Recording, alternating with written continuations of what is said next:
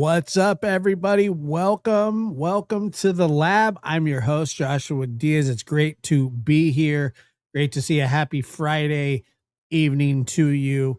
And thank you so much for being with us. We got a great show for you tonight with my dear friend, Dr. Gary Brucato. And Dr. Gary Brucato is a forensic psychologist, author of The New Evil, and works on the Cold Case Foundation. They're also working, just finished up a book, and I'll let you talk about that a little bit Very as good. well. That's And true. yeah, so good to see you. Just shutting the sound off so people don't complain that it's beeping uh, on my well, we phone. had one person, but there's a lot of complaints There's sometimes, and always one. Yeah. or two. It just Well, depends, but that's okay. Yeah. So, how are you? I'm good. The book you're talking about is the book that Chris McDonough and I edited, a 15 author book. Everyone's in the Cold Case Foundation, and just went to the publisher. They're proofreading, getting ready to proofread. But it's very exciting because it tells about the Cold Case Foundation and its mission. And then it gives this incredible exposition on profiling, really fascinating on profiling by, Greg Cooper, Dean Jackson. And then it talks about all these procedures that law enforcement would use, right? From the basics all the way up to like looking for sexual posing and signs of violent, fantasy being played out, perversions, things like that, staging.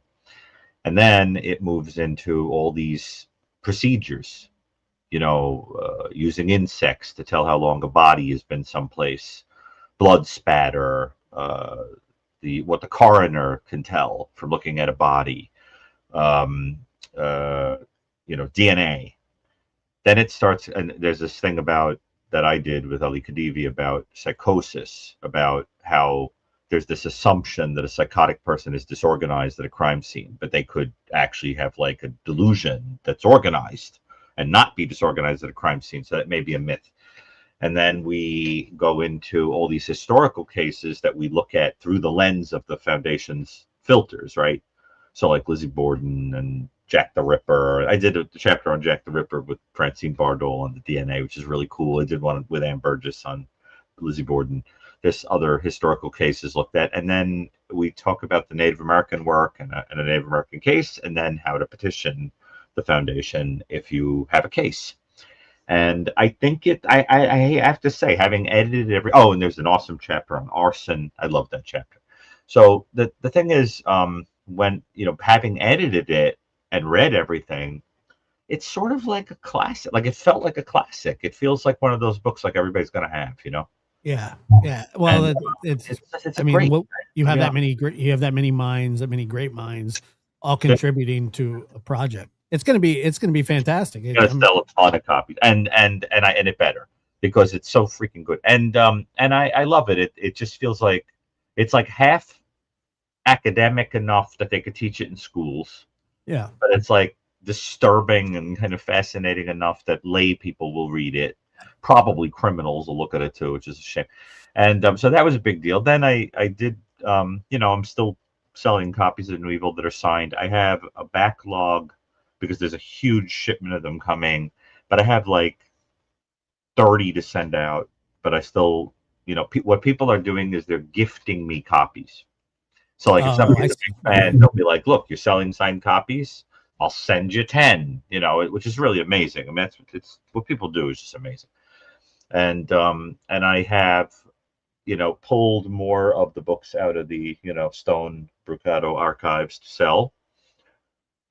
So, and that's basically at this point, putting the finishing touches on what I need for the channel, but also like I'm setting it aside, I think, for CrimeCon. Oh, I yeah.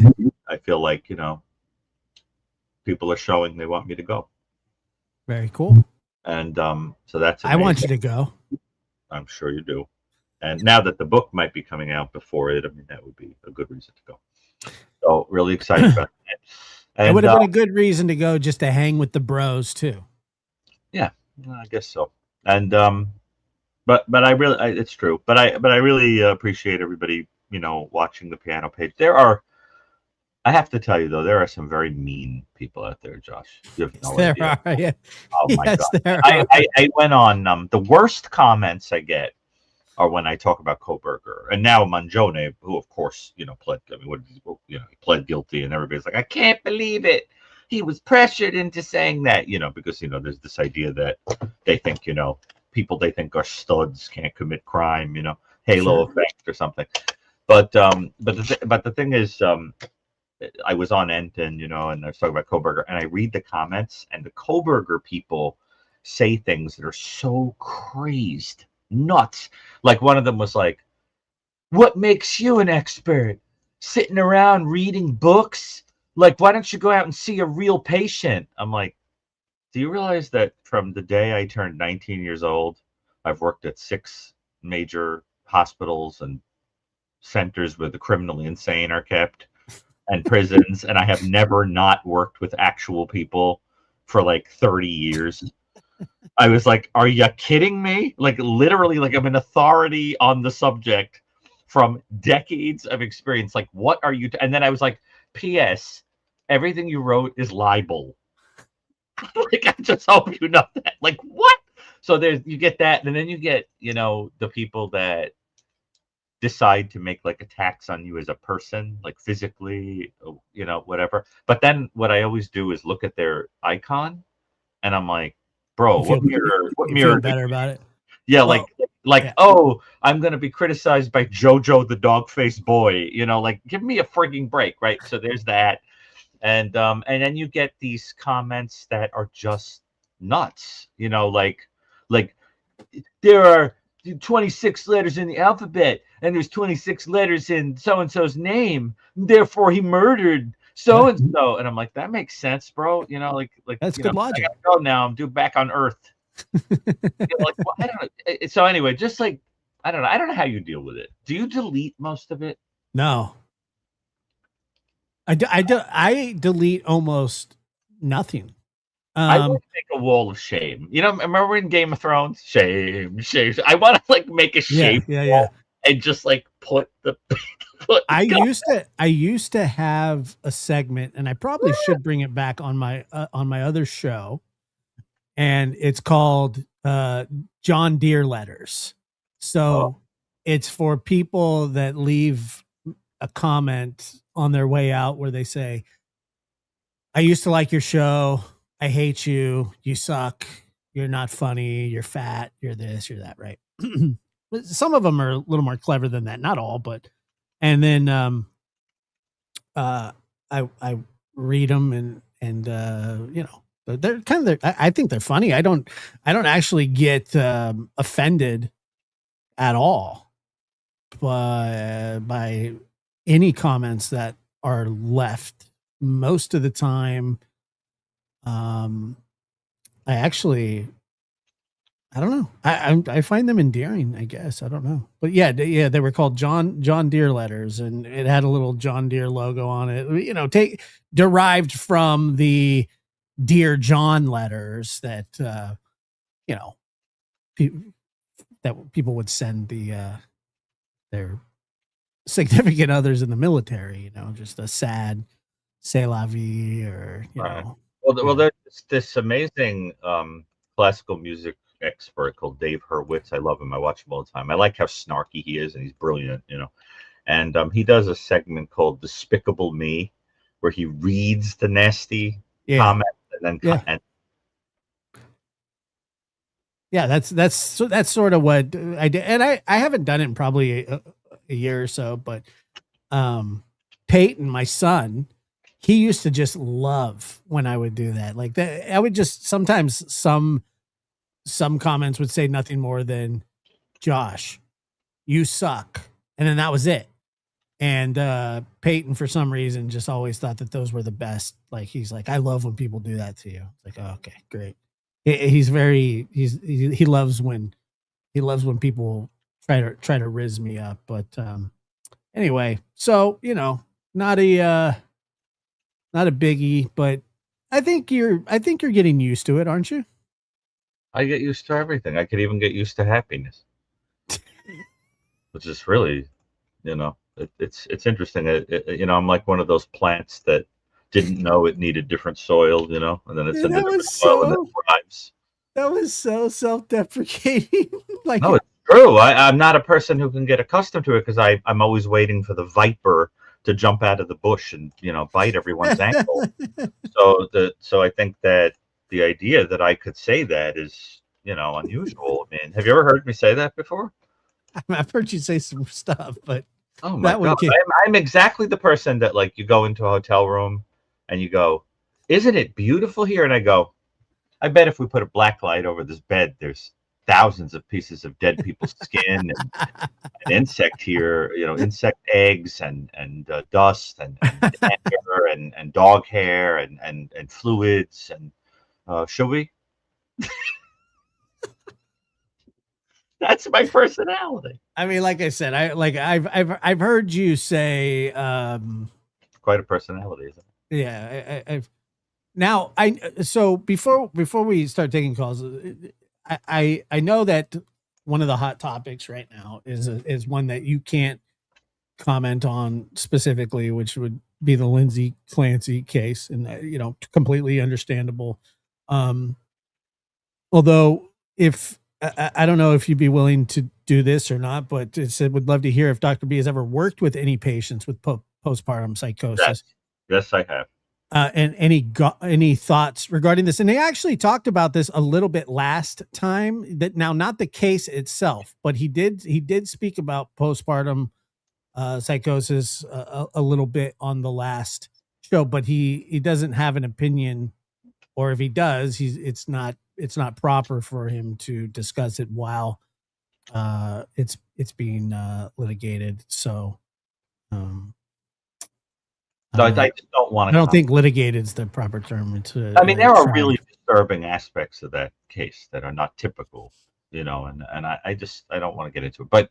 But I think yes, I have seen authentic postpartum depression. I've also seen people that have depression just from general hormonal issues, depression that intensifies with the menses, or conditions of health or things like that. Absolutely. Yeah, it's very Sure. serious. Be No, very, yeah. Of course, and did you hear that Chris Watts is getting married?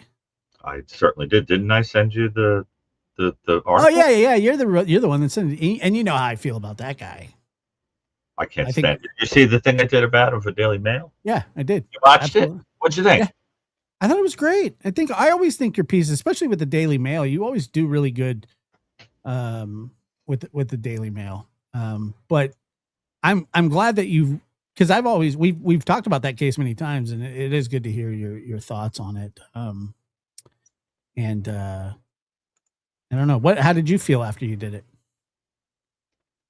I thought that I kind of got him right, in terms of Yeah, of course. what his needs are. And it's interesting because that was before I even knew that he had this woman that he's become connected with. And I wouldn't be surprised if it matches what I said he would be looking for. Yeah, and Kind of woman that I said that he would look for. he will probably um they'll probably approve him to get married, and you know he'll end up spending Thanksgiving and Christmas in prison with his wife, and kind of crappy, but whatever. I mean, what are you going to do about it, right? I don't know. What are you gonna do? I just find him vile. Yeah, I mean, he's yes, and I would say that he meticulously planned it, but I mean, he didn't obviously, which is good. I'm glad that he didn't do a great job of it. I wish he would have never done it in the first place. But they were on to him from like the beginning, but it was like he had this plan that they were just his family was going to run away, they were going to disappear, and he was never going to go find them, and he was going to remarry, and they were just going to be lost forever. I mean, that was his thought. That's what he thought he was going to do. And then giving his interviews, when he's sitting on the porch and talking to them, he's just going, dude, you are an idiot. And he is. I mean, he truly is childlike, actually, in some ways. There's like sort of pathetic, childlike quality sometimes. yeah. I think that he's a bit of a mama's boy too. I think that what I said on the Daily Mail thing, what I kept emphasizing is that I think there are some people who just know that if you get to know them, you're going to see that they're kind of like an emasculated, pathetic little thing. So they like to find a person that is more passive and controlled, that they can control. And the idea is they then could choose the mirror they look into. So they Right. like a woman who's going to reflect them and say, "Oh, you're so gorgeous, you're so brilliant, you're so whatever." But the thing is, his wife, she saw right through him. She like told him off and told him what he was, and I think that's really a big part of it is that pathetic need, to kind of slip away. It was basically an elimination murder to go be That's it. with, Well, that's exactly what it was. right, Yeah. to go get that everyone out of the way. But the thing is, it's so clear that he had been fantasizing for days about that he was going to do it. I think that there was an event that set it off. The most disturbing thing about him, and I said it on that show, was that he had to kill one of those kids in front of the other. No. Yes. You did. Disgusting. Yeah. But Yeah. he, Yeah. Well, and the thing too is, and when you say that, you think that there was an event that set it off, I think this is just my personal opinion, and from what I know about the case, but I think that he, when you talked about him being childlike, that she had to kind of wag her finger at him and keep him in line because he was a immature doofus, and they had a family, and she kind of probably cracked the whip on him, and he probably didn't like that much because he's like, I'm me, and I want to be this and that, and she probably said, look, you need to get it together and stop acting this way, blah blah blah blah. But yeah, just a really really weird yeah.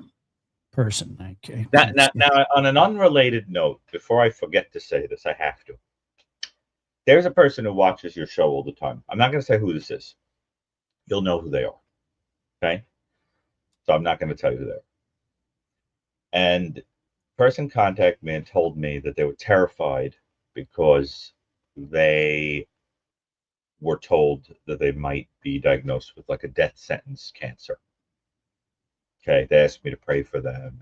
Okay. So today, turn out, much to this person's complete shock, the doctor said, turns out you don't have it. And they feel that they've gotten a new lease on life. And yeah, I just want to tell that person that who has been someone who listens to my music and has been very kind with sending tips, purchasing books, and whatever. He's really proved to be a lovely person that I'm just so happy for them. If you knew who I was talking about, you'd be doing somersault. But it's just such a beautiful thing that they got this new lease on life, and it's one of those things where it's like you don't realize how alive you are until you think you have terminal cancer, and then you don't. Sure. Well, yeah. You know what I'm saying? It was so I just That's intense. yeah. And then she wrote to me today, said thank you for praying for me. I don't have, but I really think it's just like it was like a false alarm thing, but it was scary. I really liked that person. Yeah, look, I mean, I can't even fathom. I would just hate to. Uh, Yeah, same cancer my father died of, actually. What they what thought. what what was that? My father had multiple myeloma. So that's what this person thought they had. Well, look, I mean, that's a great thing, when somebody is sort of staring into the abyss, and you never really take what you do, you take your health for granted until you don't have it anymore. I mean, I think we all sort of do that. So, what an amazing gift somebody was blessed with, and so wow, just Yeah, and very they're a happy. really, really wonderful person. Yeah, I'm telling you, the world's a better place with them in it, really. And That's great. it's a funny thing about life, that it's always the good ones, who get these tragedies, and the awful ones seem to always be dancing around with no problem at all. Biggest Sure. problem is uh, what am I going to Uh, do with this money I stole? But I think there's a spiritual reason for that. I think so too.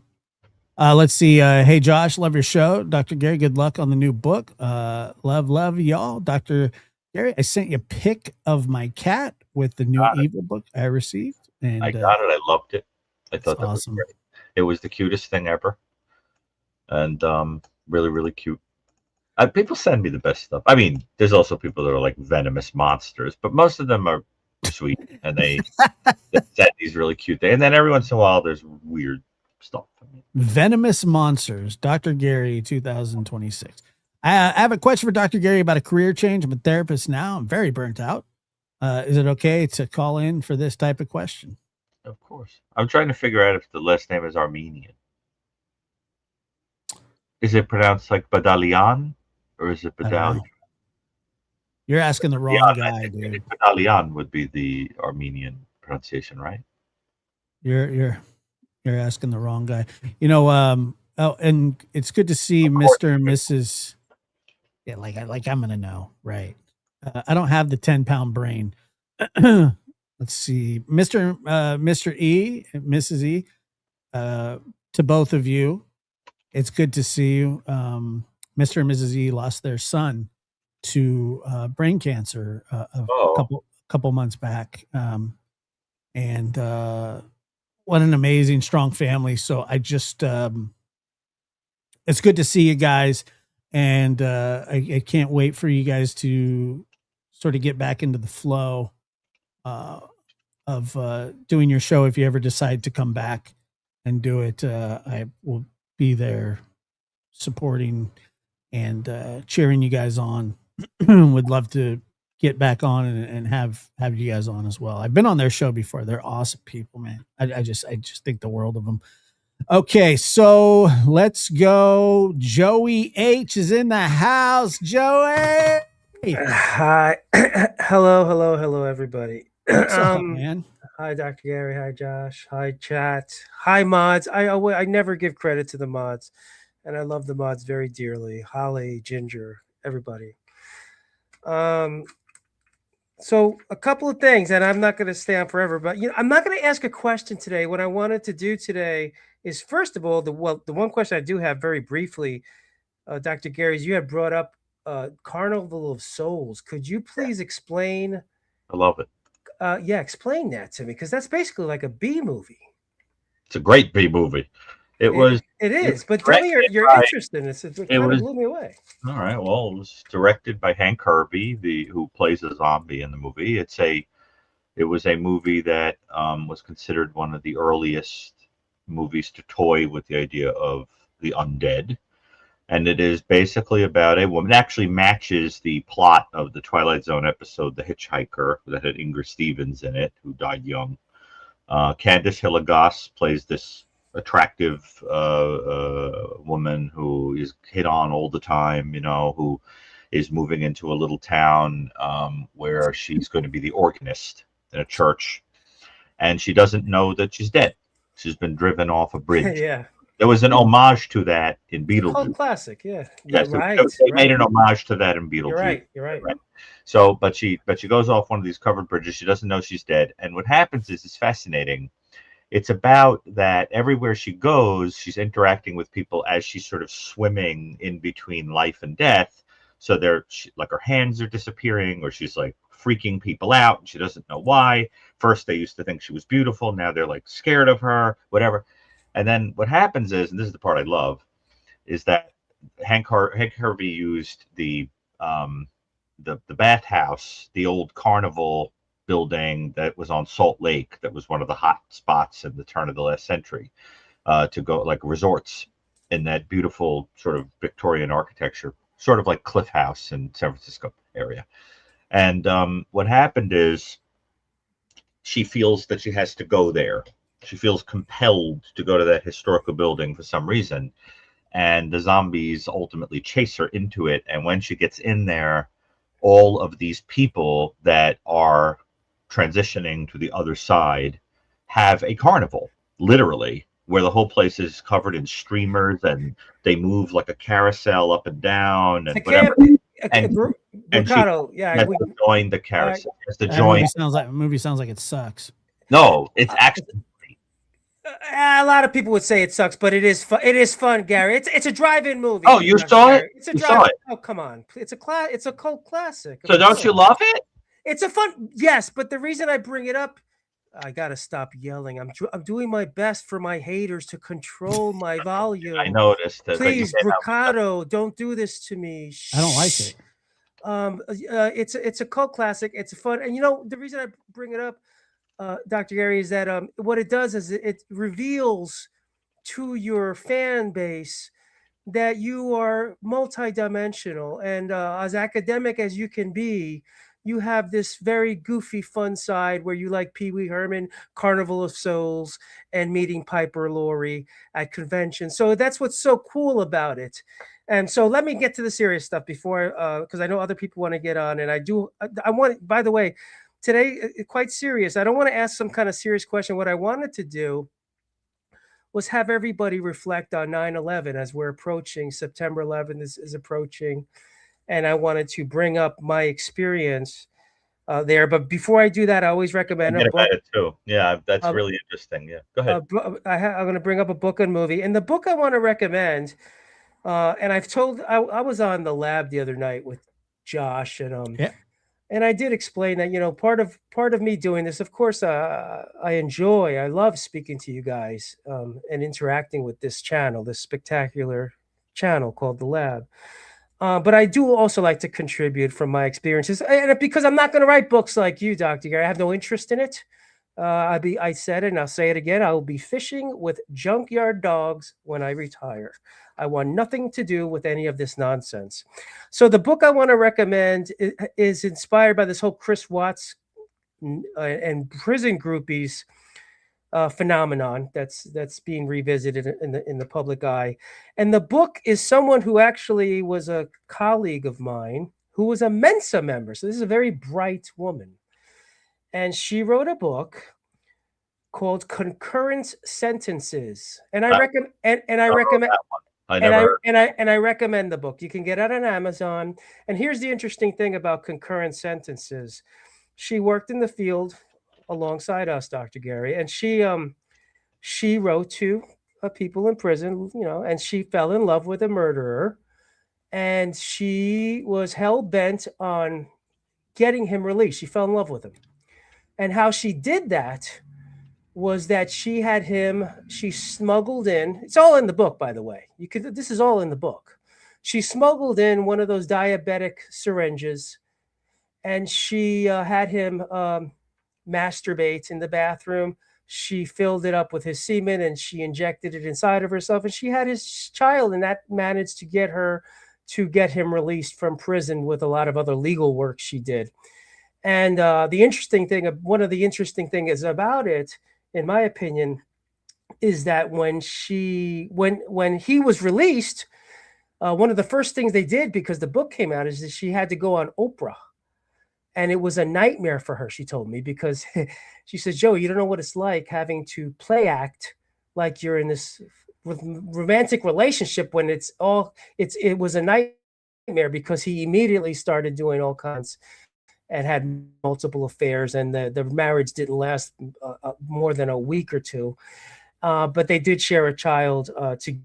So the book is called Concurrent Sentences, and it aligns with the Chris Watts prison groupie type of pathology that's out there. And then the movie I wanted to recommend, which is a very interesting one, is a documentary called The 7-5. Gary, did you see that one? It's about the police department in Brook. Oh, wow. Michael Dowd, where they heard of, but never saw. Was it about the corrupt guys? Yes, Michael Dowd. I met him. Yeah, it's a very interesting documentary. Yeah, I've seen it. Yeah, I've seen it. Oh, it's so good. Josh, isn't it good? It's really good. I'm the one with the 10-pound brain today, huh? Yeah. You both have very. It is. It actually is. It doesn't suck like that movie that Gary was talking about. You know what, Josh? You might enjoy the movie. It's a popcorn drive-in movie, and it's a fun movie. It's a fun movie. Now, if Gary likes it, I probably wouldn't. Yeah. So about 9/11, let me share this story because I think it's interesting. Just kidding. And this aligns with if a tree falls in the woods, who knows? So if I don't tell these stories and I drop dead, no one's going to know these stories because they're very interesting. We're gonna hear 'em now. My experiences, yeah. So when 9/11 happened, when the buildings were hit, a lot of people don't know that the city hospitals down in Manhattan, Bellevue, all of those hospitals down in Manhattan, they were vacated. They were emptied out.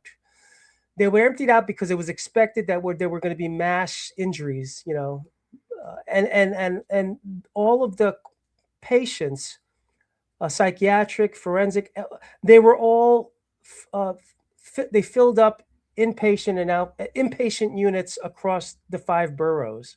So basically, we were mandated. If you worked in the field, you were mandated on 24, 48-hour shifts when that happened. So here we were mandated on an inpatient unit. Imagine a day room that it's looping. And if you guys remember when 9/11 happened, it was on loop. The buildings collapsing was looped and looped. They kept playing it over and over again. And we were forced into the position of having to. We had no chart records of these individuals, no history of, and they remained with us for a while. And then later on, if you guys remember, the anthrax, they started mailing envelopes of anthrax around the city. I remember, yeah.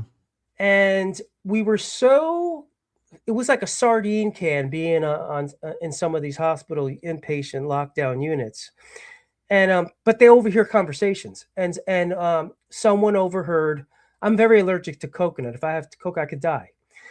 And one of the clients overheard that, and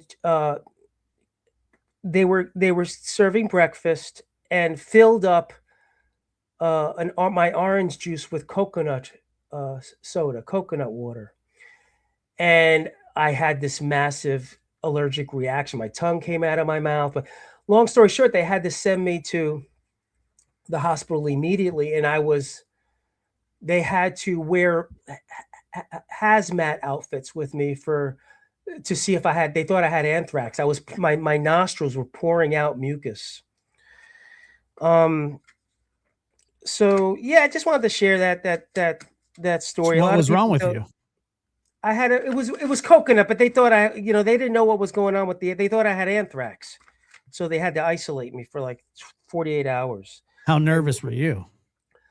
I don't remember being nervous. I remember wondering how he found out that I was allergic to coconut. But do you have an EpiPen now?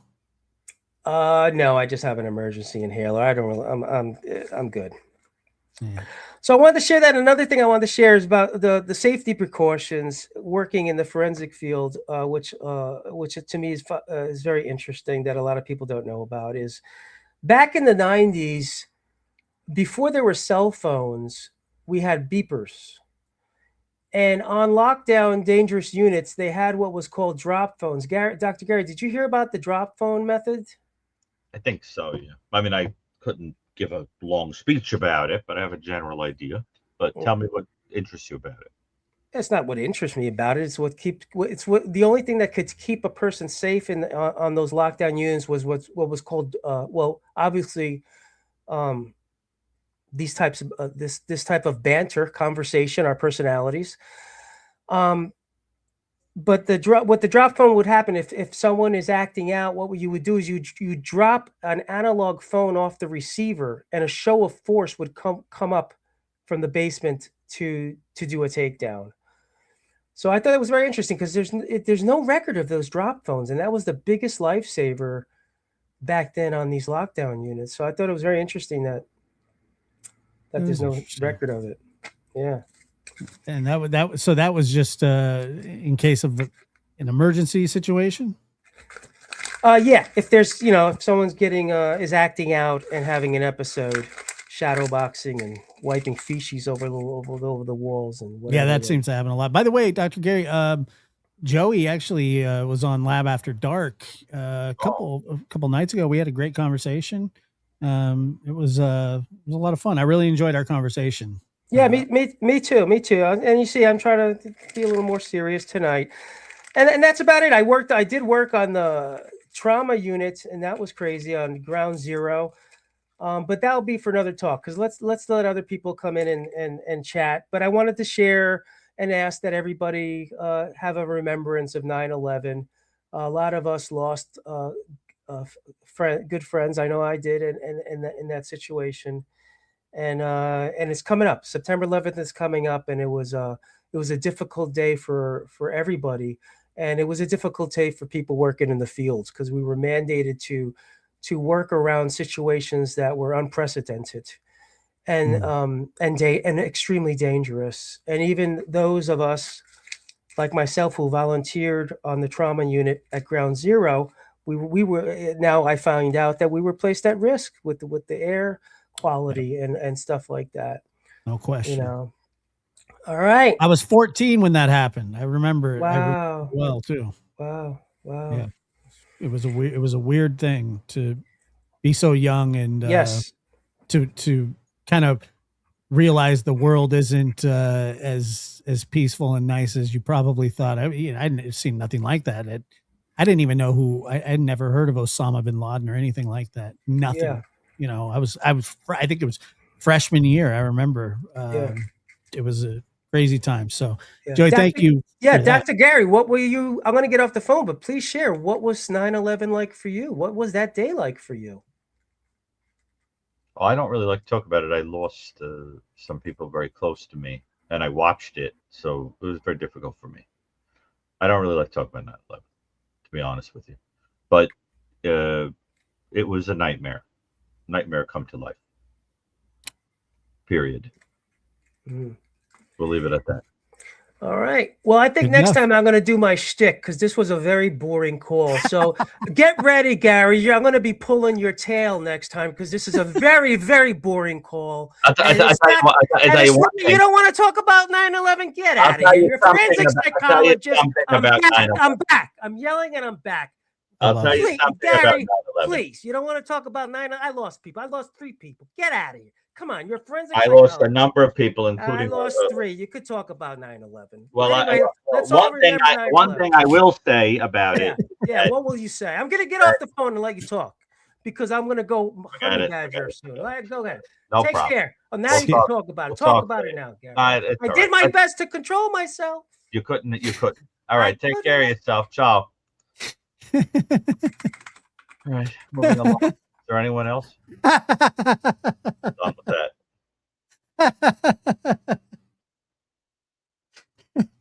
All right, Absalom, how you doing, man? Hey, how are you, Mr. Diaz, Dr. Gary? How are you doing? Doing well. I thought we would soften it up for Dr. Gary.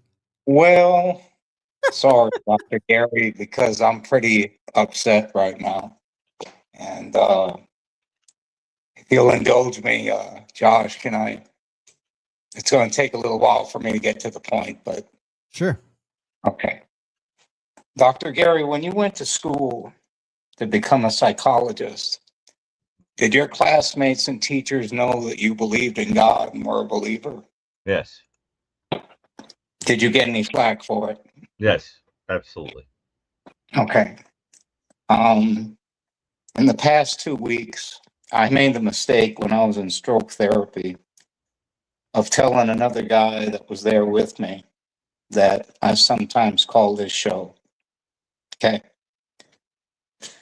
And soon he told some of his friends, and they've been watching the show. And since that happened, I've lost 11 clients because they're claiming that they don't want to be with an ignoramus telling them or helping them with therapy who believes in God.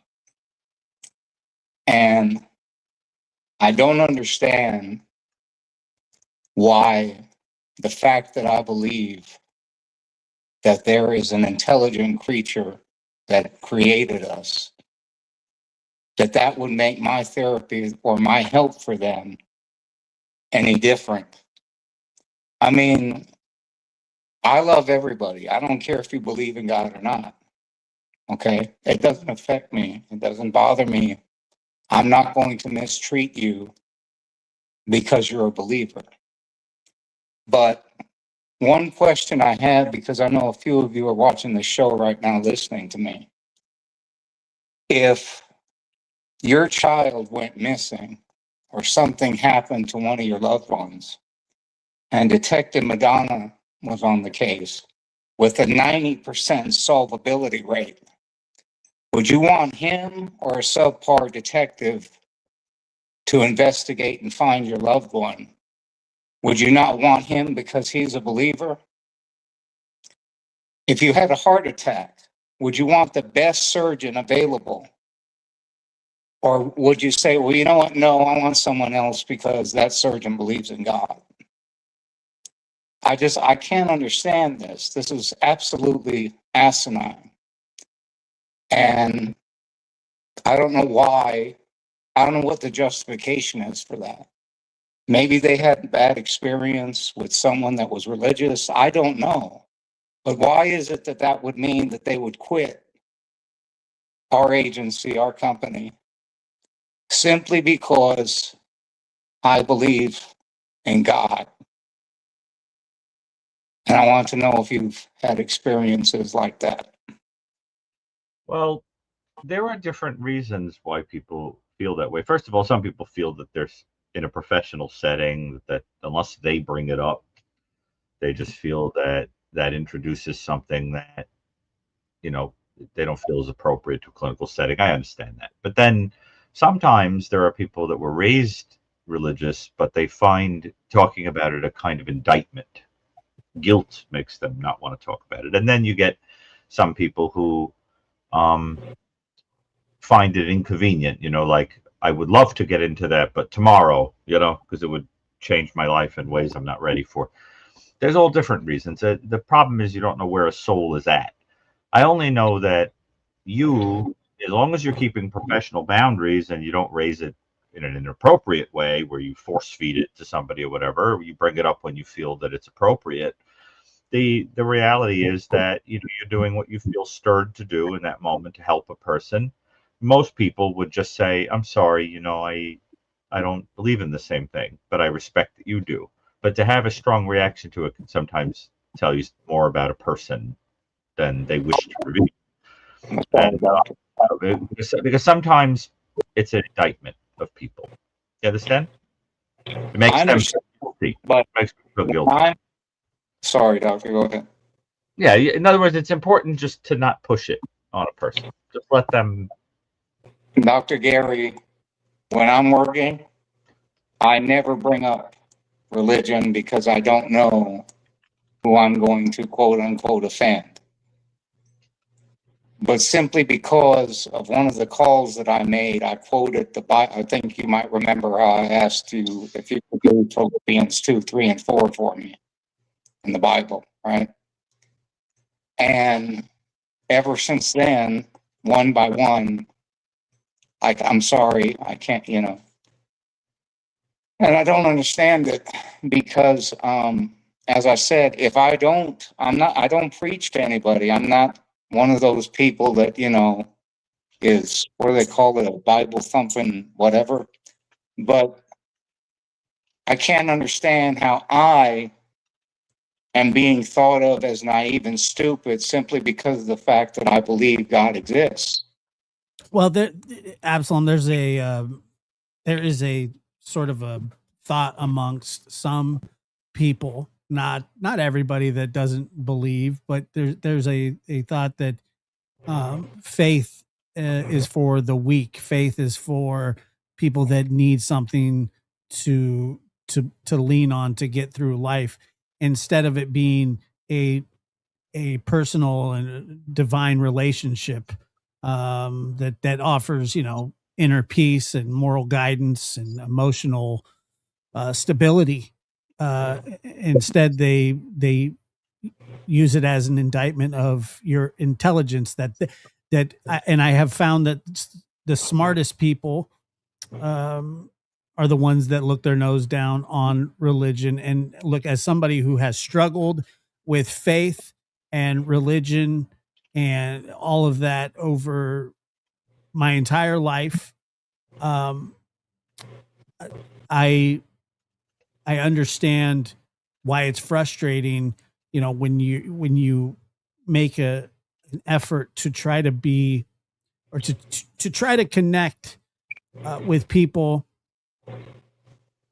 in not just in a religious way, but just in a spiritual, in a spiritual way, because not everybody believes the same things, and not everybody has the same experiences in life. But it's certainly not an indictment on your it's not an indictment on your intelligence, and anybody that thinks that is not really somebody that that you probably personally wouldn't be able to help if that's how they feel about you. It's not you, it's the theory, it's their thought process. It doesn't make you stupid, it doesn't make you an ignoramus, it doesn't mean any of that. Well, I appreciate that, Josh, and that makes sense. But I don't understand how, if I told somebody, you don't believe in God, I want nothing to do with you, get out of my office. I mean, how do you think that person would feel? And this one guy told me straight to my face, I mean, I had no idea that you were that stupid. I was like, have a nice day, sir. Take care. But it's becoming a lot more prevalent, Josh, that people, it seems anyway, are turning against religion. And I understand, Dr. Gary, as well, that religion has caused a lot of problems in this world. Difference of religion, difference of beliefs, and I understand that. But in your practice, if you were to tell somebody that you will not accept any patients that do not believe in God, sign this. I mean, you know, it'd be ridiculous, okay? So I don't preach to anybody. I don't express anything personal to people when I'm working. But it has shocked me at the amount of negative responses I have gotten simply because of the fact that I believe in God. I'm sorry. My wife and I prayed for 7 years to have a baby, and lo and behold, that's why I named him Pray. Lo and behold, we have a baby. Now, some people will say, well, that could have been because of God. Okay, whatever, but I believe it was divine intervention. Okay, but that's my belief. I don't share that with anybody. Well, I just shared it with you guys and 50,000 subscribers. But the thing is, but like I said, it's very hard to. Yeah, but do you think that makes you stupid? No, I'm not stupid, Josh. I know you're not stupid, but I'm saying, do you think that because you believe that somehow makes you less qualified to help somebody or to talk about their problems? I mean, Dr. Gary is one of the smartest people I know, and also, I mean, the man studied. You know, he was going to become a priest. Yeah. And I don't know many people that would call him intellectually stupid. Although I'm sure there are some that may do it, but I mean, I do think, you know, I say things that are pretty stupid. Yeah, but you're not a stupid person at all. You say things that are goofy, you joke around, but that's just you being funny. Gary, love that gray shirt, man. It looks great on you with that white beard. I love it. Does. Looks priesty. Thank you. And look, the way I see it is that you have to remember that 11 of the 12 apostles, you know, after there was no Judas and he was replaced, you know, went to the most horrible deaths imaginable, right? Things like flaying and crucifixion. And one of them went into exile.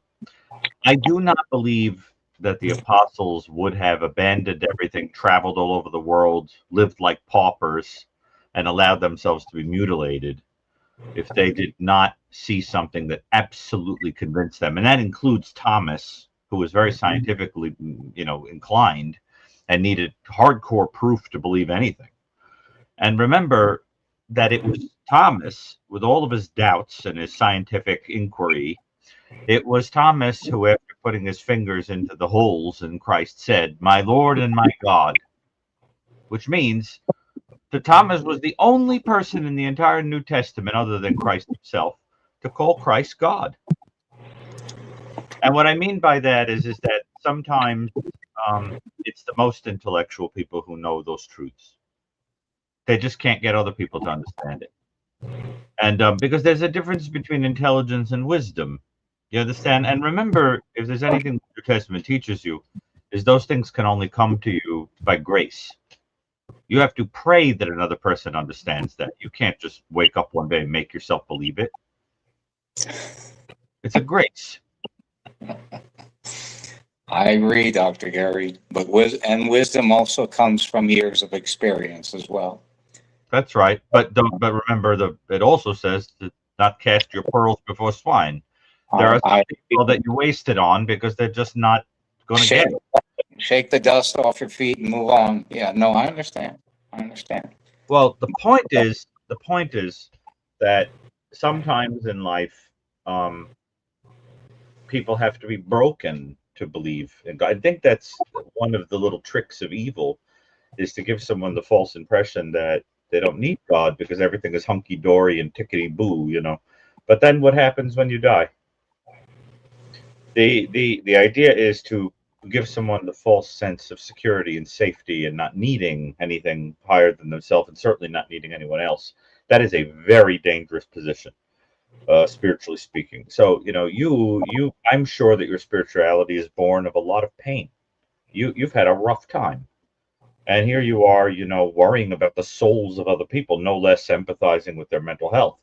Well, that takes a special person. I mean, most people are worried in the hierarchy about things like people eating and sleeping right and exercising and taking care of themselves and not smoking and not doing drugs and being healthy mentally. But it takes a special kind of person to worry about them spiritually. And I think, What you're saying, Dr. Gary, is that you feel that a person needs to be broken at times, not all the time, not at always. times, I think it makes it easier. to be spiritual. I think that when a person is broken, Yeah, they understand that they cannot do it alone, and that saves the people's lives sometimes, that realization. Because you have to remember, the moment at which a person realizes that the secret of life is that they're not alone, they leave hell. That's the point. You understand? In other words, there's no difference really on earth between the pre feeling of heaven and the pre feeling of hell, other than that the heavenly people understand that they're there to love each other through the same experience. You don't do backflips and somersaults and eat the best foods in the world because you're happy. You go through the same pain as the people that are in a darkness, except that you don't feel that you have to do it alone. That's what it is to be in heaven. And a lot of people, you've heard the phrase "a charmed life," and a lot of people that. What's that? Charmed. Yeah, that's a good word for it. Yeah, well, people that have an existence blessed by luck and smooth circumstances, or magic, or whatever it is that they feel that has got them through whatever. It's like they what do they need savior for? What do they need? And I got to tell you that, Josh. Yeah, and then I got to tell you that when you get that phone call, and it will happen to everybody, it happens to everybody. It just may not have happened yet, and you could get well into your 50s, 60s, but you will one day receive word that something awful has happened in your life that will bring you to your knees. It happens to everybody eventually. That's when you start searching. That's when, and maybe it isn't God that you find. Maybe you find other things, alcoholism, drugs, sex. Maybe you find, peace. Not everything you find is good, but you search. Everybody searches, but not everybody finds exactly what they're looking for. And I got to tell you that landing on faith, landing on peace, landing on a moral compass is not a bad thing. Right. And if there are people that can't accept that you've had a tumultuous time in your life and you need you may have needed some help, well, those aren't your people. They can be your people because you treat everybody the same, but not everybody will treat you the same. And to somebody that would say, I can't believe you'd be that stupid, I would say to them, I can't believe you're that cruel. Well, I mean, like I said, I just don't like people equating my kindness with weakness.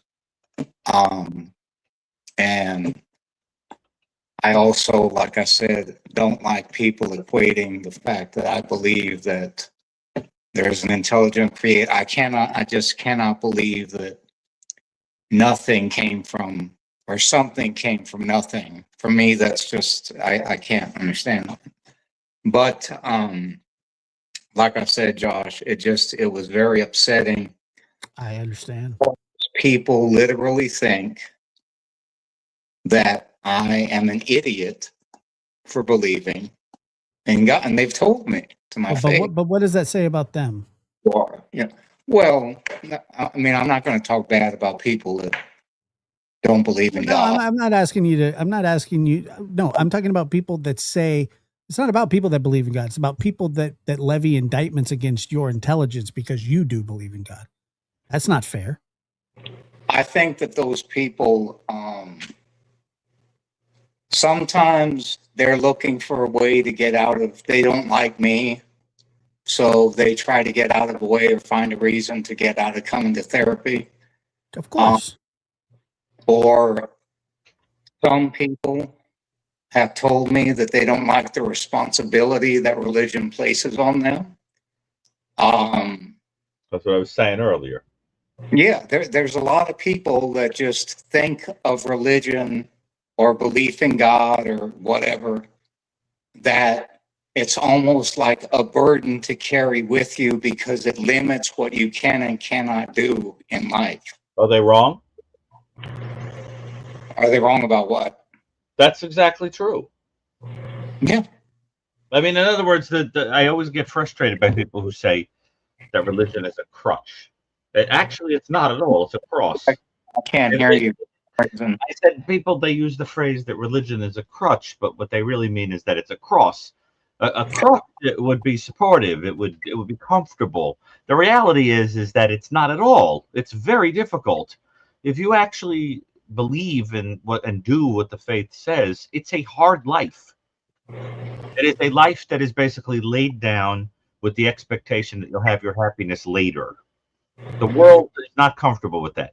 I just think the point is that in 2026 we have this moronic pride where we think we know everything. Okay, this is the danger of the Frankenstein monster of AI and everything else, is that it's given us this false impression that God is redundant. That God is a redundancy that ultimately, and it's interesting though, because the emptiness of times like this actually does tend across history to give birth to a great resurgence of interest in spirituality, because it's so vapid. See? So I don't think that you're stupid at all. I think that you have a kind of a simple wisdom. You just see it for what it is. No, it's a beautiful thing. It's the wisdom of simplicity, of saying, This is what I believe, and nothing's going to shake it. There are people I would kill for faith like that. That's a beautiful thing. One day that'll be a beautiful gift to give Christ when you meet him. Well, when I faced the two individuals that put me in this chair, I told them, I will pray for you and I forgive you. And their mothers were freaking out because of the fact that I was not angry, screaming. And I mean, what am I supposed to do? Well, let me ask you something. What is your favorite parable in the Gospels? Oh, God. I don't think I have a favorite. I do like Job 1:6 that actually gives you a rare view of what's going on up in heaven. And how Satan challenged God to the only reason that Job is successful is because he creates a hedge around him. I always loved that story, how Job, in spite of so many obstacles, remained faithful and was blessed tenfold. Now, why do you think that story appeals to you? Why do you think, Dr. Gay? I don't think it takes a genius to figure it out. But I'm wondering if you could, for the audience's sake, explain why you think that one came into your mind. I think that's one of my favorite because I can relate to it. Sure. A lot of stuff.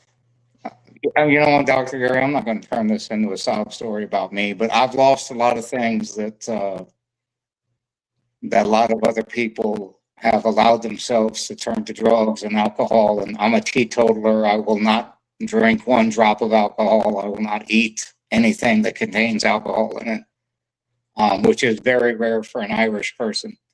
But it just, like I said, I think that's one of my favorites. There's a lot of them, Dr. Gary. The Bible is a wonderful book. But you have to take the time to ponder over what it's trying to teach you. I think that's one of the reasons why it survived all these thousands of years. Okay. And,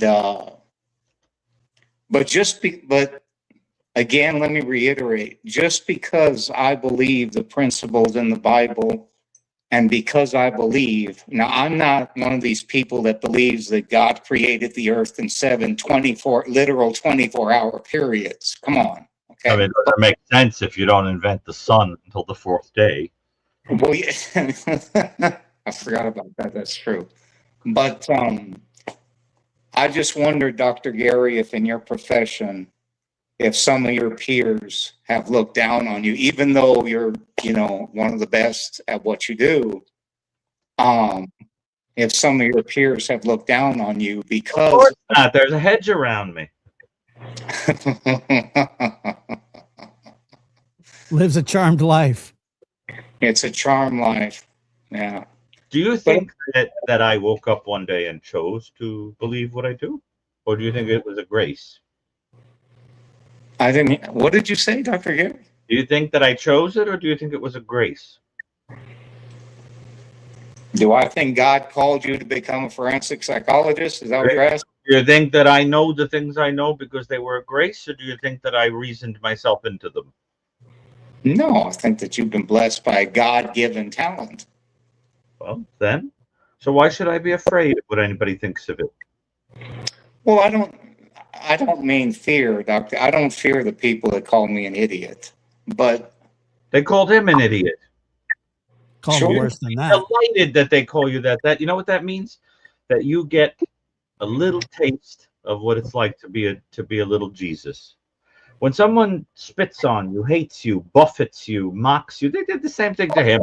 Hold on. I got to interrupt, please. I am not Jesus. I am not a little Jesus. We all are. And if your life doesn't replicate his, you got a problem. The point of Christianity is to mimic the whole path, all the way into your cross and then your resurrection. You must take up your cross and follow. And the point is that as a consequence, you're going to experience all the things he did. Loneliness, mockery, isolation, temptation, just as he experienced all the things we did. Is that, Dr. Gary? Who are the prevalent people in the world, the wicked or the good? That's because you know, as they say, the devil has his hour and God has his day. The idea is that that's only for now. Yeah. Don't worry about those things. Well, No. and it's also, you know, I have a lot of friends that are atheists or course. agnostic, and So do I don't think any less of them at all. But I will tell you that my relationship with Christianity or the Bible or Jesus is one that is personal, and it's not for everybody else. It's a personal relationship. Read The Idiot by Dostoevsky. I want you to do me that favor. Read The Idiot by Dostoevsky. Great book. By Dostoevsky? Dostoevsky, yes, with Prince of Michigan. It's one of the most Christian books I've ever read. But you need to read it because it's precisely what it's about. It's about the world thinking that someone is an idiot who is a Christ-like figure. That's the point. Because from the world's perspective, you got to understand, Absalom. Do you realize that our faith has as its king a person who's pinned to a tree bleeding? The point is that, yeah, it's horrible, but the point is that everything's upside down in Christianity. The last shall be first, the first. So the idea is it's all twisted. Everything the world tells you is upside down. So when the world says to you, fool, idiot, you go, yes. Understand? That just means you get it. Nothing wrong with that. You should be happy. Jesus told you to dance when people do that. He did. So he actually said.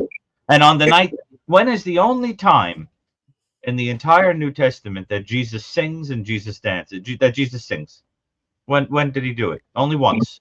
At the festival, at the wedding, No, it says the only time that he sang was at the Last Supper. He sang before they went out to kill him. That's all you got to understand. Imagine you're on your deathbed and you've been waiting your whole life for it. From the time you were a baby, they brought you embalming fluid. I mean, they literally brought things that were for a dead body to that baby. Hey, don't you talk about those camels? Yeah, right. They brought him things that were associated with death from the beginning. And all the way he shoots all across his life, knowing what's going to happen to him. And then he gets to the Last Supper. What does he do? He sings, he washes feet, gives them the Eucharist so they're never alone. That's the kind of God we have. And you have to understand that he takes his own medicine. He went through it all, the loneliness, the mockery, the sadness, all of it.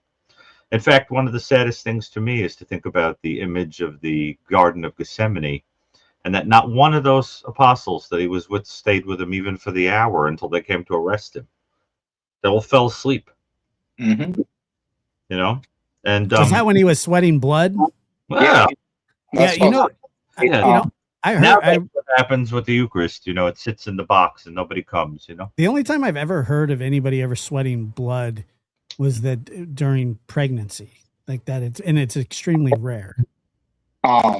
Luke is the only one that mentions that in the Gospels, because Luke was a physician. Yeah, he's a doctor. And that is a medical condition that can happen during intense times of stress. Yeah. You can actually sweat blood. Am I right, Dr. Barry? Yeah, well, I think that we're not accustomed to thinking about giving birth is stressful. We're not accustomed to thinking of God as lonely. But remember that in the very beginning of the scripture, it tells us that God decided to make everything, decided to make people and so forth. And I'm sure that was because of loneliness.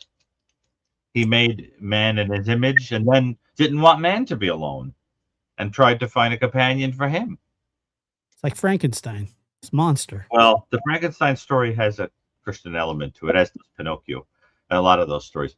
But anyway, the point is that loneliness, and there is a little of it in what you're describing, It's the loneliness of having a joy and wanting to share it with a person and viewing them as kind of lost, and then having the person say to you, "I'm not interested."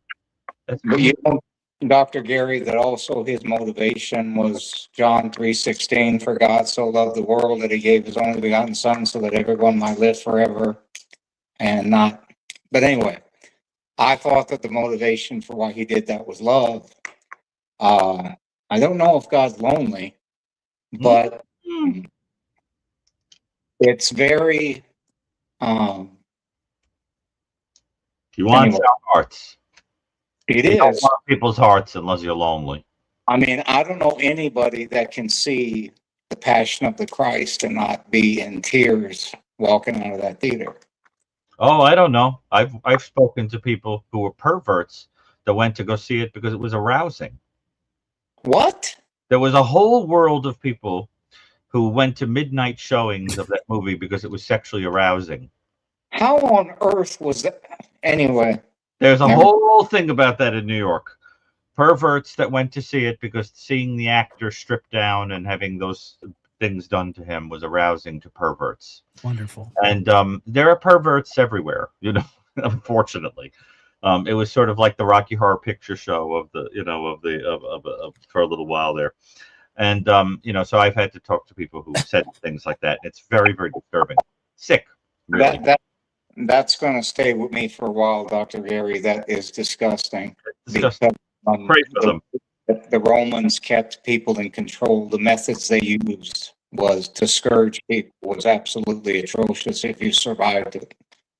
And my listen, God. Listen, I think that it's a beautiful thing that you have that concern about people's souls. But remember, the only way to really, really call a person over to give them the light is just to be the kind of person that makes them say, I don't know what that guy's doing, but he's happy. You know, Mother Teresa used to pick up people off the street, you know, thousands of them, and drag them into places, and most of them were Hindu.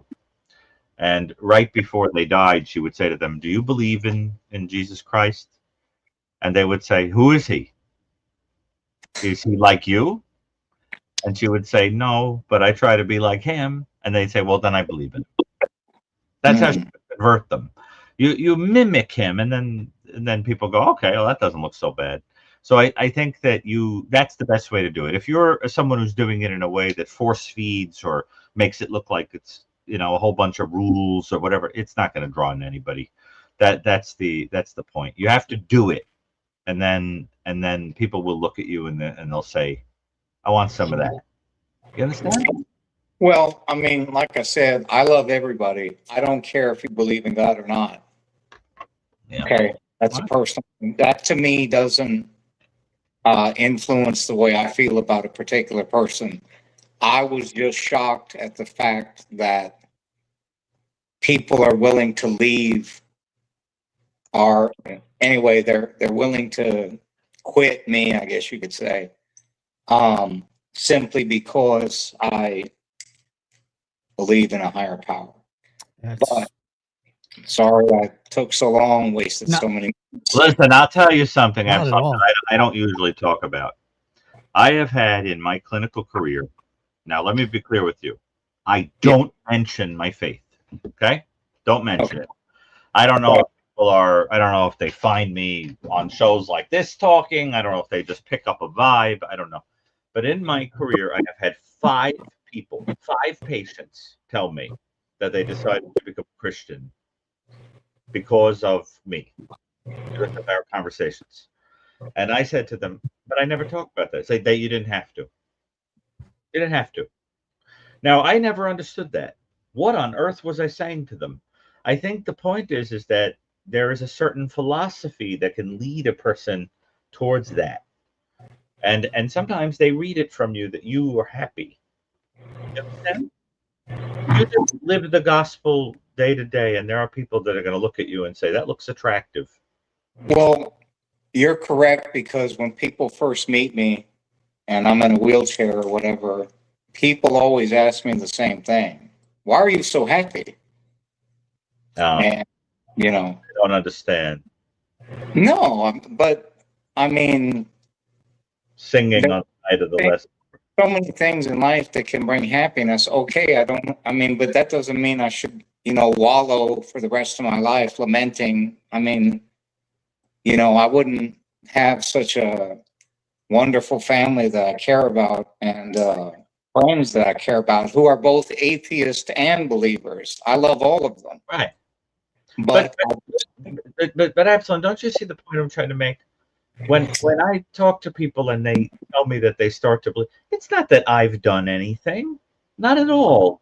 It's that you mirror unconditional love, and people want to be near it. If you give someone unconditional love, who wouldn't want that? You just give people that, and that's enough. You don't have to say unconditional love is God. Let God tell people that. You just give them the unconditional love, and they'll get the hint. You understand? Real quick, and I'll get off the line. But to answer your question, Dr. Gary, I think one of the reasons why people like you as their therapist, because you actually give off the vibe that you're listening to them and you care.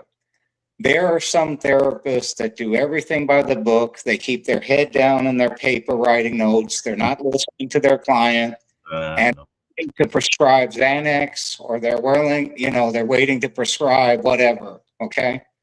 But you actually give the impression that you are approachable. Okay.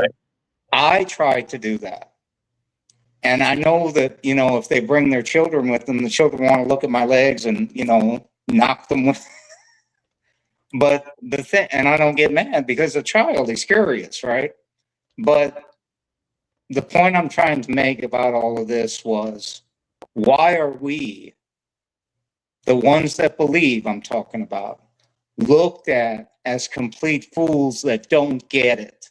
That's what I hate. Because what I'm trying to tell you is, anybody who is Christian must replicate every drop of what Christ went through. You have to replicate the idea of being seen as a fool, being humbled in that way, being tempted by the world, having the world tell you that Christianity is nothing but politics or spectacle or social work, that you shouldn't isolate and give things away and reduce yourself, that the minute things get hard in a relationship, you should dump it instantly, that everything is about being powerful and having followers. Those are the lies of the world. And one of the lies of the world is that a person like you is a fool. Don't you understand that? I understand, Dr. Gary. Right. So you're not a fool. Trying not to be. Right. Not a fool at all. And that's why I always like when you call. But Josh, you're a wonderful. I mean, you too, Josh. I mean, you come across as a very friendly, nice guy that anybody can call and is not going to run into a. Right. What were you doing? A hog call with Gray Hughes? It was hilarious. But anyway. But the people don't realize that Josh actually keeps a bowl of eyelids on his nightstand. It's true. Yeah. Yeah, well, that's true, actually. One day, Josh, if I ever meet you, you got to show me that. I sure will. But anyway, obviously. Dr. Gary, keep being a fantastic, great, legendary man. You are so wonderful, Dr. Gary. Nothing to do with me. Huh? It's nothing to do with me. I'm in sales, not management. Oh my God. I love that. Love the show. You know what I'm saying? I'm just a salesman. I'm just a salesman. What are you selling? I'm not the one that you should be. You guys have a wonderful night. Thank you so much, Josh, for taking my call. I'll talk to you guys soon. God bless everybody. Thanks, Absalom. Have a good one. Everybody, take care. Absolutely. He's such a good guy. I love when he calls. Yeah, he's great. All right. He really is awesome. Let me guess. Taylor, go ahead. Where are you calling from? I don't know, Taylor. Oh, okay. Can you hear me? What's up, Taylor? Is it TAI or TAY? TAY. I'm in Texas. Oh, okay. TAY, because we love you. Okay, so the star of that night. Okay, anyway, all right. So Oh my down in the gosh. Lone Star. Here we go. Okay, so great. I just wanted to say real quick, I have a real question, I but like I wanted her. to let Buddy. I wanted You're to let Absalom know Yeah. that it's because those of us who are in the field of service and care, we do have tender hearts, and I think he's allowing it to hurt his heart. I mean, he's being sensitive, is what I'm trying to say, when really and truly those people weren't ready, and it's probably he can't see it now. 10 would feel like a big loss, but really he doesn't know what God's going to bring his way. So let him go. The Holy Spirit's the one that calls people, and if they answer, that's fine. But yeah, don't let those people's opinion affect you. Stand strong. Be rooted deep. Well I said. couldn't care less. Hey, I uh, couldn't uh, care Anyway, less. Dr. so Gary, back can to you do that little jig and dance again? That little sing, and the can you sing? clapping. Yeah, can you sing that song and jig? Stars that night are big Back and bright. In the heart. to Texas. There you go. Yeah, I love guess. that.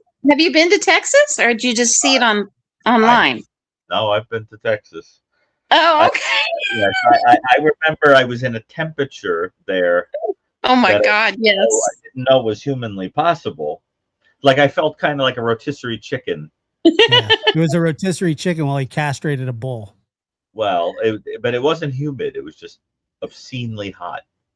And I remember thinking it was very strange. I don't know, just how hot it could get, and yet Yes. weren't like melting. It was like 105 or 104. It was crazy. And I also was very struck by how different parts of Texas are. It's almost like completely different worlds. I mean, like, Yes.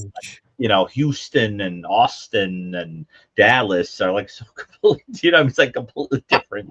All you know, different vibes. Yeah. Hmm. Corpus Christi, some of them are just, I don't know, it's just a Corpus Christi, right? Yeah.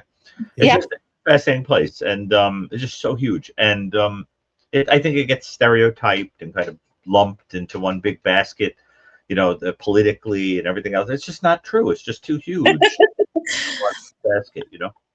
Okay. So, Well, before I get to my question, I'll tell you this little cute thing. I was a summer missionary back when I was in college, and sure. I got assigned to California, and my mother was like, "Oh my goodness, I'm going from the Bible Belt into California." And so I was going all over California, and they all thought that I had an oil rig and a cow in my backyard. And You I'm don't? like, I was a Dallas city girl. So I was like, no, not all of us have cows and big oil rigs in the back of our yard. And they I all forgot thought we about knew that. George Bush personally. I was like, no, Texas is huge. So, I'm amazed how many famous people come from Texas. I mean, I can name off the top of my head a lot of them, but I right. I was shocked by some of them. Beyonce's from Texas. Hmm. Kelly Clarkson is from Texas. Janis Joplin, Yep. I Jamie like how Foxx, Woody I like Harrelson. how you, I mean, I like how you went with Beyonce. I was surprised that George Foreman was Texan. Why? I didn't know that he was Texan. Isn't I Matthew McConaughey from know Texas? that. Yes, yes, yes, Did you know that Steve Martin is from Texas? Why would I yes. know that? He was from Waco. Dr. Gary knows a lot. Gary does. Did you know Patrick Swayze was Texan? Yes. But that's because I'm in Texas, though. I probably pay more attention to all that. Yeah. You know how we know in New York City when someone's from Texas and has like never been to New York before? It's the best thing in the world. So we have a street called Houston, and Yes. they always say the same thing. They're looking at a map and they go, "Where's Houston Street?" And then we look at them like, "Oh, yo, like you're not." And I'm sure it happens in reverse that we go there and we say, city of Houston. But I just think it's very, very funny when they say, "Where's It Houston?" says that Jamie Foxx is from Texas too. Yes, he is. Mhm. True. He is. Where'd you find that, Josh? I don't know, just on Woody Harrelson. Mm-hmm. Also, Yes, Woody Harrelson. I actually let me think about that a minute. Forrest Whitaker. Wait, Woody Harrelson's from Midland. He is Texan. I didn't know Forrest Whitaker was Texan. That's interesting. Where's I he love from? Forrest What city? Whitaker. Yeah, I me don't too. know. What Doesn't city is he say. from? Doesn't Run, say. Forrest. Seriously, where's he from? It doesn't say. I don't know. And Robin Wright Penn is from Texas too, and Tommy Lee Jones, of course. Of who I love. course. You know, I'm crazy. I love Tommy Lee Jones. He's like one of my invite to a dinner party people. Oh, I like that. Yeah. Love him. You Okay, would so invite Tommy Lee Jones to a dinner Okay. here's my party. real question, Dr. Gary. I was wondering if I really am fascinated. You spoke a little bit about it earlier about these women.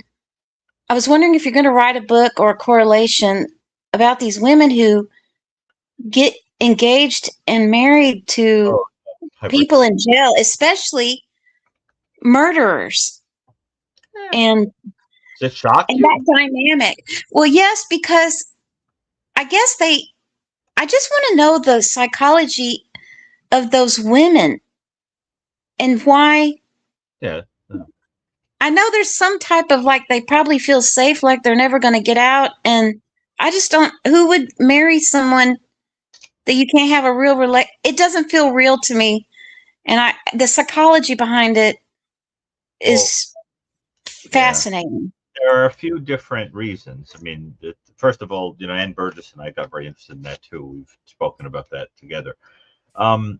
So they divide up into buckets. Now, first of all, hybristophilia is a complicated word because hybristophilia means that a person actually has a paraphilic disorder, right? Like they're not capable of being sexually aroused by somebody unless they're a criminal, or right. I've heard that. Or at least that they would have a very hard time. And that or that's one of their attractions. Well, that's very different than most of these people. Most of these people just have like an isolated kind of. But so I wouldn't really call them hybristophiliacs. There's like a hybristophilic quality to them, but they may not meet full criteria for a paraphilic disorder. But anyway, I digress. So one bucket are people who are looking for secure attachments, and they like the idea that somebody that's in a cell is never going to cheat or leave them or find someone better or whatever. They don't even have to sleep with them. I mean, yes, there are conjugal visits, but it's just this, like, in many ways, it's like the old joke, Ma, I found the perfect guy. He gets up every morning, works out, looks terrific, does yard work, works all day long with bricks, busts his butt. He even cooks dinner in the for all his friends. And It sounds like somebody I'd be in love with. Yeah, right. And then he like writes letters to his loved ones, whatever. And the mother says, "Oh, that's amazing. Yeah, well, he's doing 50 to life." Well, because the thing is that in prison, that's the life, right? Like the description of it almost sounds like the perfect. Mom, you'll never guess. This guy wakes up every morning, makes license plates, and cooks chili in the afternoon. There's that type too. Now, the next type is the type that wants to vicariously be with an infamous person, right? Like the Carol Fugate kind of thing, who's turned on by the Starkweather kind of guy, right? The natural born killers thing. You get that, like the type who says, I'm going to be the one who, gets together with this criminal and I'll be tied to him forever in history. And then you get the type that is traumatized, that has been abused or something and wants to kind of replicate that by being with a person who is bad, who's done bad things. There's that type. And then there are the people who mistake violence for being sexy because they get like a dopamine kick from it, or they associate it with their, and then there are the people who think a psychopath is a leader because he's strong. They're all over the world. There are people who are elected or put in office who are psychopaths because we make the mistake of thinking that psychopathy means you're strong, like as if we still need a leader to rip a mastodon in half or something, so that you have the danger of bringing a psychopath in. Mastodon. Well, it's true. Who wants the leg? All right, we think that a tough a tough talking, no nonsense, whatever, is a leader, right? Because it goes back to caveman times, and so the idea becomes, well, who cares about that he does his taxes the right way? He'll rip you in half. That's what I need, strength, and meanwhile, so that type, and so it's all about the idea of getting, and I don't mean any particular, there's a lot of people who are like that. So But Dr. Gary, my point, that's exactly my point, because both people have these separate, because the men, like you were talking about the one gentleman, and we know that he likes to be motherly. He's going to need someone to kind of mother him, because even though his wife was kind of dominant with him, and like you said, and called her out and everything, he didn't like that. He liked to be, I don't know. Anyway, there's a lot there, but there's a dynamic where they both have this idealized idea, but both of them are wrong, because neither one of them are real relationships. Even though he's getting up and thinking about her and how they're going to have this conversation and everything, neither one of them are really, and that can happen in a real marriage, even out in the real world too. But I'm just saying, from the psychology point of it, I was wondering if you'd ever considered writing a book and delving into both sides, how these I am going to talk about it a little bit in the new book I'm doing under one of the cases. Like, I'm chatting with one of the experts about it, because the idea is, I have these very rare and very disturbing cases, and then I'm talking to people that either were involved with them or are experts on that kind of crime, or were a reporter or whatever. So because the whole point of it is that I think people go groping for the word evil when they don't understand something, right? That's why I called it a traveler in the darkness. The idea of that it's my job to kind of go into the details of things that other people don't want to go about. And the other day we were on a call. I think it was on this show with Chris, and somebody said something like, "Oh, Dr. Brucato, you shouldn't always be in the darkness." And I said, "Yeah, but it's good for you that we do." And the person wrote to me. Somebody wrote to me and said that they found that to be like an affront, as if I were implying that there was something wrong with them. And that's not what I meant. What I meant was that if it weren't for people willing to go into the darkness or ask difficult questions, the world would be a worse place, because if it helps us to understand things that most people, for example, don't want to live their entire life studying bacteria. But if somebody didn't do that, there are a lot of people who would be dead. I would say there's a lot of people that most people don't want to, but I guarantee you there are some people that love it. Well, I personally think that microorganisms are fascinating. Of course you do. They are fascinating. Yeah, totally. And that's why we love you, Dr. Gary. I would have a pet tardigrade. I stay up at night doom scrolling, just looking at that microorganisms. Cool. Microorganisms are fascinating. Yes, he goes down rabbit holes. Yeah, they're great, man. But you know what? Awesome. That's what keeps him sane. It would not be okay if it weren't for microorganisms. Totally. I agree. I understand. And you know what? You're right, Dr. Gary, because just like you said, if we didn't have people who were willing to go out there and study these things, just like now, we've been so educated on narcissism to where some of us, if we pay attention, we can avoid those types of relationships now. But I'm just saying, if y'all didn't go down that road, which not everybody wants to do, especially the true crime stuff where the heinous murders. But that's my other question. How do you take care of yourself? How do you keep yourself sane and not? Didn't you hear what he just said? He studies microorganisms. That's right. Okay. Answer. That is what the first chapter of the book is about. It's about conversations I had with people who have to deal with, it's interesting. All of the experts, and some of them are very prominent that I've talked to, they don't want their names used in that chapter. This is very interesting. It's like as if they're ashamed that they have feelings and dreams and nightmares and whatever about that stuff, because they wish to convey strength. Right. You know, it's like people are, you know, it's like if you called out of work one day because you had a broken leg, nobody would care, right? They would not give you a hard time about taking the day off, right? But if you called up and you said, "I'm so anxious, I can't get out of the bed," they would think, you know, you'd be embarrassed. So you would make up a story. I have a stomach ache. You know how many people can't get out of bed because they're too depressed and they can't tell you that? You know, I just realized you can literally take a mental health day, Dr. Gary. We say that all the time out here in the regular.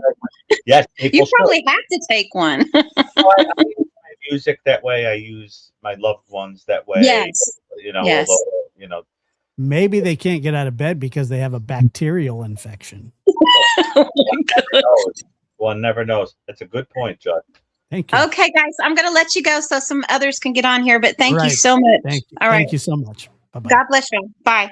Bye. What a nice person. No, she Yeah, is she's no great. organism. Yeah. Next, she's a macro. Becky, go ahead. Becky, where are you calling from?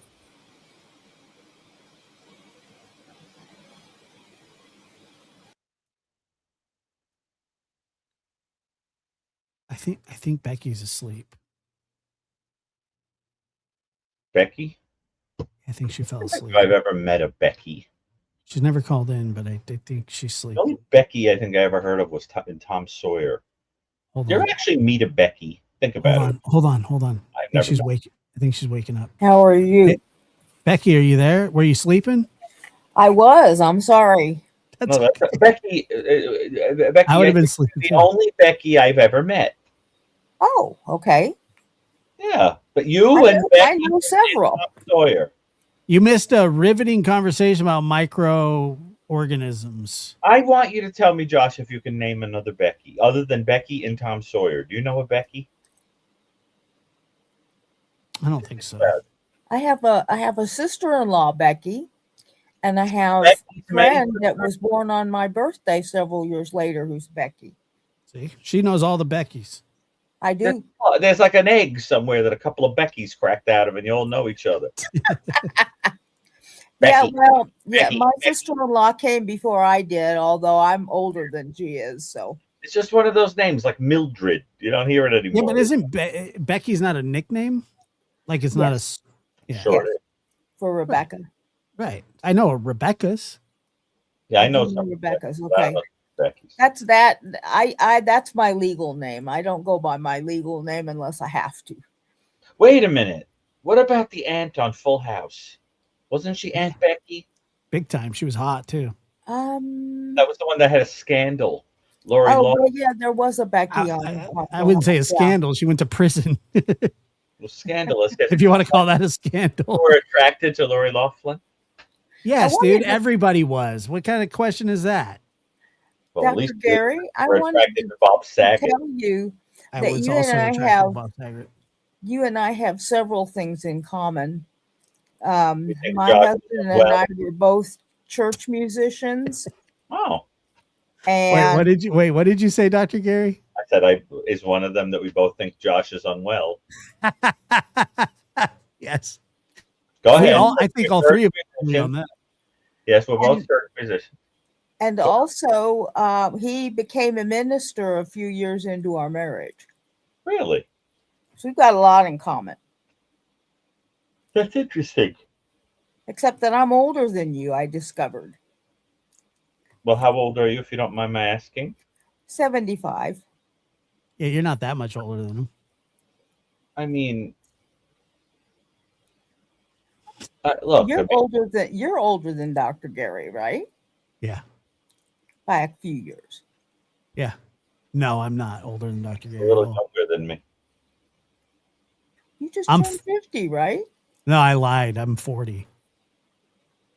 Are you serious? Like last show, I said I was Makes more 60. sense. Last show, I think I said I was 60, This is but I'm actually 40. this is hysterical. This is And absolutely then you said you were 50. So, okay, all right. My kids are older than you, so except for Oh, my okay. two youngest. Listen, Yeah. people never know how old I am. I have some people who think I'm much younger, and some people think I'm much older. This is a true story. There was this woman, an elderly woman, once, who said to me, I want to set you up with my daughter. So I said, okay, that's she was like an adultage, her daughter, and she said, yes, she would really like you. She's 70 years old or something like that. So I said to her, well, Nice. don't you think the age difference would bother her? And she said, don't worry. She likes older men. That's a true story. That isn't even a joke. And then she stared at me through these kind of, like mother in the fruit cellar, staring at me. And I was like, thank you very much. But obviously, there was something wrong with her vision or something. My favorite race car driver was Ben-Hur. Yeah, right, exactly. But that's a true story. She said with a perfectly straight face, she likes older men. I think there's something very funny about the phenomenon of like toying with age like that. Here's another true story. Once I was leaving church, it was a snowy day, and they had a ramp going down, like for people in wheelchairs and things. But there was ice and stuff all over the steps, telling everybody to use the ramp. And there was a woman in front of me who, no joke, like I could easily have believed was 100 years old. Okay. And she was doing, it looked like, imagine a person on a tightrope, inching her feet, doing a balancing act, extremely slow. She didn't want to fall. And I'm behind her, right, the whole time, and I'm going, damn, because I have no patience. All right. So she gets to the bottom. This is absolutely true. Okay. She gets to the bottom and turns around, and it was like watching, I don't know, like slow motion or something. She turns around and she goes, need any help, Dad? And her father behind me, even older than her. Okay, he had to be like 120, like 120 years old or something. And I was like, okay, Methuselah, and I got this guy behind me. Now, my grandmother, who heard the story, that she thought perhaps the woman was married to this man, and Dad was like, that term of endearment that elderly people sometimes use. But my God, was that hilarious when she said, need any help, Dad? he was like 200 years old. It was horrifying. But I just think things like that are so funny. I can't explain. I have a strange sense of humor. I mean, you look like you could be 30 or 60. Who, I don't me? think you look No, sick. Dr. Gary. No, I didn't. Dr. Gary. Okay. Late 40s. I was gonna say no, look I your don't age. anymore. But I Dr. got lucky, Josh, because I'm that late 40s where you don't look like crap. Like it's like but that's what I'm saying though. I You don't actually, from when I met you, you look younger now. well, I lost a lot of weight, and I have a beard, and I. You've been taking better care of yourself. You look the way you look, right? I what? You look the way you look. But yeah, I just think that there are people that are late 40s or early 50s, and they look like they're like one, they're ready like one fall away from the cemetery, and then there are some people that's when they look, they look kind of distinguished. It's a nice thing. Like Josh, you're taking care of yourself and everything right now. You know what I mean? Yeah. You're in a good place with That's that. true. There are some people that they 50 can look like 80. You ever see some people? I know some guys that are 50. You have to roll them down the street. I roll. went to school with guys that I see that look like they got hit by a garbage truck. Well, a little ad of trivia. I have moved 37 times in my 75 years. Really? You've moved Yeah. how many times? 37. What are you, a fugitive? No. No. And Are you a fugitive? She's like, I moved 487 times. A lot of times. my job in my former life You were was Joan of Arc? huh? Were you Joan of Arc in a former life? Was I what in a former Joan life? of Arc. Joan of Arc. I'm sorry, I'm not getting it. It's an old joke from Coming to America. It's a movie. But so tell me, you mean to say that in a former incarnation of yourself, when you were younger and you were at a different time in life, what did you do? What was your other career? Well, I was a caregiver, Oh, that's an cool. I like that. unpaid caregiver for numerous ill individuals in my life. Mm. Um, like my husband, who was bipolar and who had ulcerative colitis and almost died when Yikes. I was 26. Oh He boy. was 25. Um, he finally, because and I can tell you this, he died because he had taken lithium, and Oh, it galls me that they still give lithium, and it killed his kidneys. And I that's one thing that does frustrate me. Um, and it galls me that they still give lithium. And I mean, I know it helps some people, but it kills some people too. well, you have to get levels of blood level. You know, I mean, it's dangerous. They did. If you don't monitor. You know. They did all that, but still, a lot of medicines that are like that. I mean, when my son was on anti-seizure medication, you know, they would test. They would have to test his kidneys and to make sure that it wasn't harming them because right. you know, they would take them off of it if it was. Luckily, it wasn't, but it's very very tough. You got lucky, I guess. I just think it's different, but I took care of two of my 4 children have special needs. And so I took care of them, took care of my husband off and on.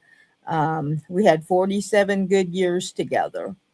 Wow. And that's awesome. I wish we'd made it to 50, but I wasn't going to ask him to come back to this life the way he was. Sure. You know, you have a lovely warmth about you. You know, I can't explain it. Some people are like that. You know, you talk to them and you feel very comfortable and kind of warm. You're a very sweet person. It's nice to talk to you. You're like the human equivalent of like when it's very, very cold out and you get like a soup and you like put your hands on it and you get warm. Yeah. You're a warm person. It's nice to talk to you. You're the human equivalent of putting your hands into a soup bowl. No, when you cup it and you feel very warm, you know? Thank you. Oh, you know what I'm talking about. I grew up with a narcissistic sister. Oh, that'll do it. You were literally, so you were in the soup. And I was in the soup. She is 6.5 years older than me, so she lorded it over me. And she was even worse to her children. That makes the conversation about age. She has 7 children, and she was horrible to them, just horrible. It's terrible. Oh. And I guess it's my job to make people feel better.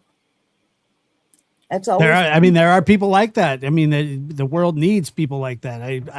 I find myself constantly trying to make people feel better, especially my family. You know, it's trying to figure out what's wrong, and even when sometimes it's I wouldn't say inconvenient, but even when you're kind of going, oh, you know. Yeah, but you have another side to you, John. You have 2 things going on. You like to make people feel better when they're down, but you also are a great pin pricker. You like to prick the balloons of people that are inflated.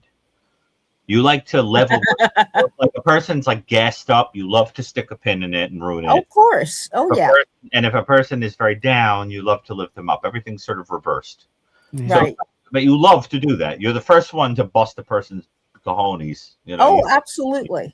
Yeah, I don't mind doing that. He can't help himself. I get great joy out of doing that. See, her and I are just alike. Oh, yeah. I do too. But I do build people up. And when a friend of mine or so will say, you know, I'm really, really down today. And I said, well, you need to call me so I can make you feel better. Yeah. And I mean that sincerely. Yeah. I mean that sincerely. Well, I think you mean everything sincerely. And I like that about you. Your sincerity is a beautiful thing. Do you know where the word sincere comes from, by the way? No. Quite fascinating. Although some people think it's an apocryphal story, there is support for it. So in Latin, the word for without is sine. Okay. And the word for wax is cera. Sine cera means without wax. And the reason is that the equivalent in ancient Rome of the used car salesman was the column salesman, because a column, if it's made properly, is filled completely with marble and it will hold up the roof. But if you were a con artist, you would fill the center with wax. Person would get it home, prop up the building, and then after a little while, the sun would melt the wax and the whole freaking house would collapse. I thought that those words meant pure. Sine cera means without wax. Literally. Sine cera, without wax. Clean. That's where sincere comes from. No, without wax. It means there's no wax in the column. The column will hold that. Exactly. That's where it comes from. And it's quite, I love the origins of words. It fascinates me.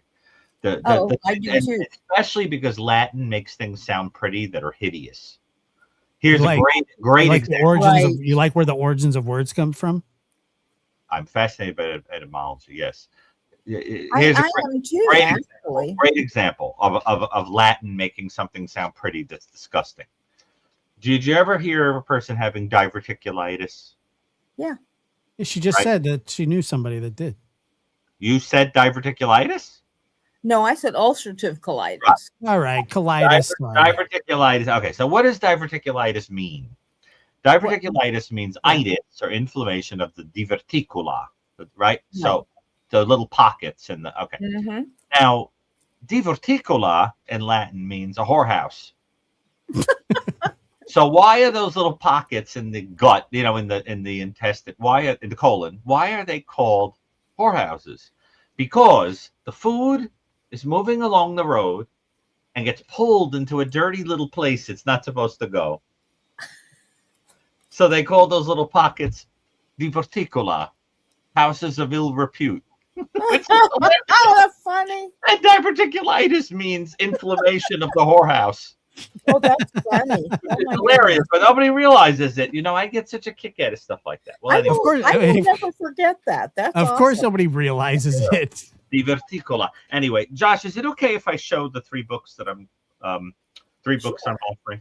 Yeah, of course. I bought your newest book, and I was going to send it to you so you could sign it. But I can send you we'll talk about that. Email me. So you know how I have books that come from like Michael's and my library that we used for the New Evil. You can email them at www.inflamedwhorehouse. People are gonna love that. Gmail. But people get a kick out of these things. But you know how I have the books that we used when we researched the New Evil, and then I sell them, because I have to get rid of them, or some of them are doubles, because when I inherited them, Michael and I had the same books. We were like the same person in some ways. So I started randomly offering them to people who want to buy them. We did a raffle too at one point. But now what I do is every day I post one or two of them just so people could just see the book. So I was going to post these tomorrow. Some of them are really interesting. So first one I was going to post is The Road to Jonestown, which is about Jim Jones. It's a great book, and it's by Jeff Gwynne, who wrote a wonderful book about Charles Manson. So that's one of the ones I'm offering. Good one, really good one. It's one of the best books on Jim Jones. The cult. Interesting. Yeah. He's fascinating. We should do a show on cult leaders, Chris. Josh. I call Josh Chris. Josh, we should do cult leaders. Yeah, that would be cool. Then I have, this is actually a second copy of this. I had a hardcover and a softcover because one was Michael's and one was mine. So I raffled off, I think, gave away the hardcover of Helen Morrison's book, My Life Among Serial Killers. So that one's being offered. One of the coolest things about Helen Morrison is she was the person who dissected John Wayne Gacy's brain and found it normal. That's Adriana, who has bought several books, actually. And this book, here's a book I bet Josh would never believe I own, but I do, which is Monster, the autobiography of an LA gang member by Monster Cody Scott. Okay. Why would I not believe that you'd own that book? It's really good. I was going to say, you would own that, of course. Do you know who he is, right, John? Yeah, I know who he is. I don't have that book. You should get the book. Maybe I will. I've heard of him, but that's all. Maybe I will get it. Actually, it's really good. It's really good. It's disturbing, but it's like well written. Listen to the back. There's something about me reading this that's going to be really funny, okay? Because I'm trying to be serious, but listen to ridiculous. After pumping 8 blasts from a sawed-off shotgun at the group of rival gang members, 11-year-old Cody Scott was initiated into the LA gang, the Crips. I sound almost like the movie phone guy, right? He quickly matured into one of the most formidable Crip combat soldiers, earning the name Monster for committing acts of brutality and violence that repulsed even fellow gang members. When the inevitable jail term confined him to a maximum security cell, Scott channeled his aggression and drive into educating himself. A complete political and personal transformation followed from Monster to Sankia Shakur, black nationalist member of the new African independence movement and crusader against the causes of gangsterism. Now, the way I read it, of course, is ridiculous, but it's a great story. It really is. And I think, Josh, you would like that one. So those are the 3. Somebody else said that they. Somebody said just write me at drgarybrucato@gmail.com. First one to buy it takes it, because I want to send them out. I'm leaving for vacation this weekend, and I'll send them right out. So if you're interested, those are 3. And vacation. Yes, I'm going to vacate. I have been into reading true crime books for many years. I started out reading Anne Rule, and I knew her. I enjoyed those books. I really do. They're easy reading, and yet, I can get into them. Not It's true. hard for me to get into reading because I have ADHD. So, concentrating and remembering and all of that is somewhat difficult for me. But when it's something I'm really interested in, I can read it all day long. I want to do the audio box or whatever it is. I want LibriVox. I want to do the audio reading of the whole Sherlock Holmes canon. The whole show, what? The Sherlock Holmes stories. And no, I want to just read them because I think they're in the public domain, if I'm not mistaken. And I probably would also like to read Dostoevsky and maybe Moby Dick. I would like to read the whole thing. Maybe Mary Shelley's first version of Frankenstein, which I love. But there are a couple of things that are in the public domain that I think I could read on the internet. Oh, sure. Oh, yeah. Josh, why did you hit the bell? Sherlock Holmes. Oh, also that. I did stuff like that, reading like that for my dad, who was a computer scientist, and he came up with a questionnaire. His pet project was to get medical records on computer, and this was like, when you see the doctors and nurses coming around with their little laptops to your room, and anyway, he was the one that kind of was at the forefront of getting that started. And unfortunately, he had a big mouth, so he never got credit for it. But that was his baby. And I was reading questions that he was going to have, questionnaires for people to kind of have a little interview before their doctor's appointment. And I was reading those for him. And that was a lot of fun. Oh, you miss him. Huh? You miss him. Yeah, I do. Like you do. Not horribly, but he's been gone quite a while. Reminds me of, there was a comedian in the 80s, Emo Phillips. He's dead now. I used to love him. He had a very funny way of talking. He always talked like this, like very, very high. And he had like Mickey Mouse. Yeah, kind of like that. And he had this joke where he was married to Judy Tenuta, the one who played the accordion. And there was a joke that he said he left for college, and his parents said, "I'm going." Wait, what was the joke? They said, "We're going to miss you." And he said, "Now that I broke that aim off your rifle." Funny. Yeah, it was pretty funny. I miss him a lot. He was funny as can be. Yeah.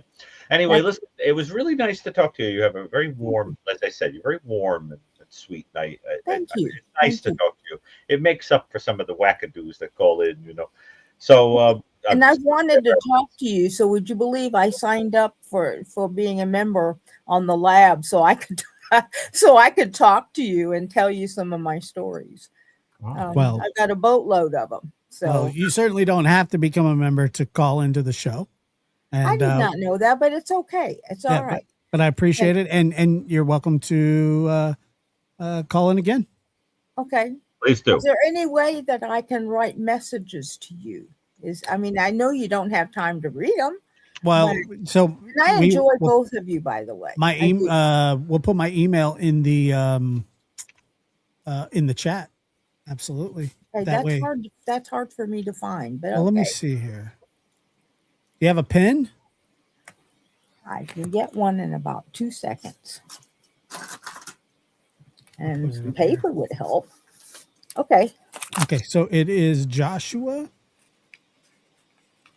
Dynamite, DYNAMITE at gmail.com. MITE? Yeah. MITE. Okay. MITE at gmail.com. At Gmail? Yep. Okay. Okay, and you, Dr. Gary, if you don't mind sharing. Oh, they'll give it to you in the chat. It's okay. The 19. Okay. No. It's Dr. Gary Brucato, so DRGARY Brucato at gmail.com. Uh-huh. Okay. And that's real. It's not like when people used to give out like a rejection phone number that when you called it was like loser. Nobody loves you. That really works. That's you remember that, Josh? The rejection phone number? Nah, no. I never had that happen to me. It was a rejection phone number that a woman would give out like at a bar if some guy would never had that happen. She's like, here's my number. I've heard of it, but I've never used one. It was the best. I didn't have to worry about that. Yeah, you've had that happen before? No. What's that? I wasn't ever talking to anybody to get rejected. All right, Becky. Thank you so much. Thank you. I appreciate it. Take Have care. a wonderful evening, and I'll keep watching. I watch you nearly every day. So thank you. Thank you very much. And then the interview room. I love that show. Yep, the interview room with Chris McDonough. It should be on tomorrow night. All of this started because of the Nancy Guthrie thing. That's right. And I feel kind of close to her because I watched Savannah from the very beginnings, and I grew up in Tucson. And I'm back in the area now that my mom and my husband have both passed away. I moved back to Pima County. I'm sorry to hear that. Well, hopefully there's some movement soon. I'm sure Chris will be talking about it tomorrow on the interview room. So be sure to check that out. Tomorrow I believe or it's Sunday? 8 p.m. Eastern. When is he coming on? Tomorrow or Sunday? Tomorrow. Excuse me. Sunday, 8 p.m. Eastern. 8 p.m. Eastern. It's got to be 5 Mountain, right? 5 or 6, yeah. Okay. Yep. We don't change time zones, so I get confused. I think it'd probably be 6 then. Maybe not. Well, no, Mountain Time's an hour ahead of me because I'm Pacific. I'm on Pacific right now. Okay, then it's gonna be 5 o'clock for you. That's what I thought. I'm about to be in Pacific time. It's gonna be surreal. It's been a while. Well, since we don't change times when everybody else changes, I always have to change my clocks back to Pacific time so they'll hold the proper time. You know what I always get a kick out of doing? Somebody I know is in California, and whenever we're talking late, and it's like after midnight, but it's 3 hours earlier there, I go, it's already tomorrow, and it sucks. That's true, and I have stayed up all night some nights watching you guys.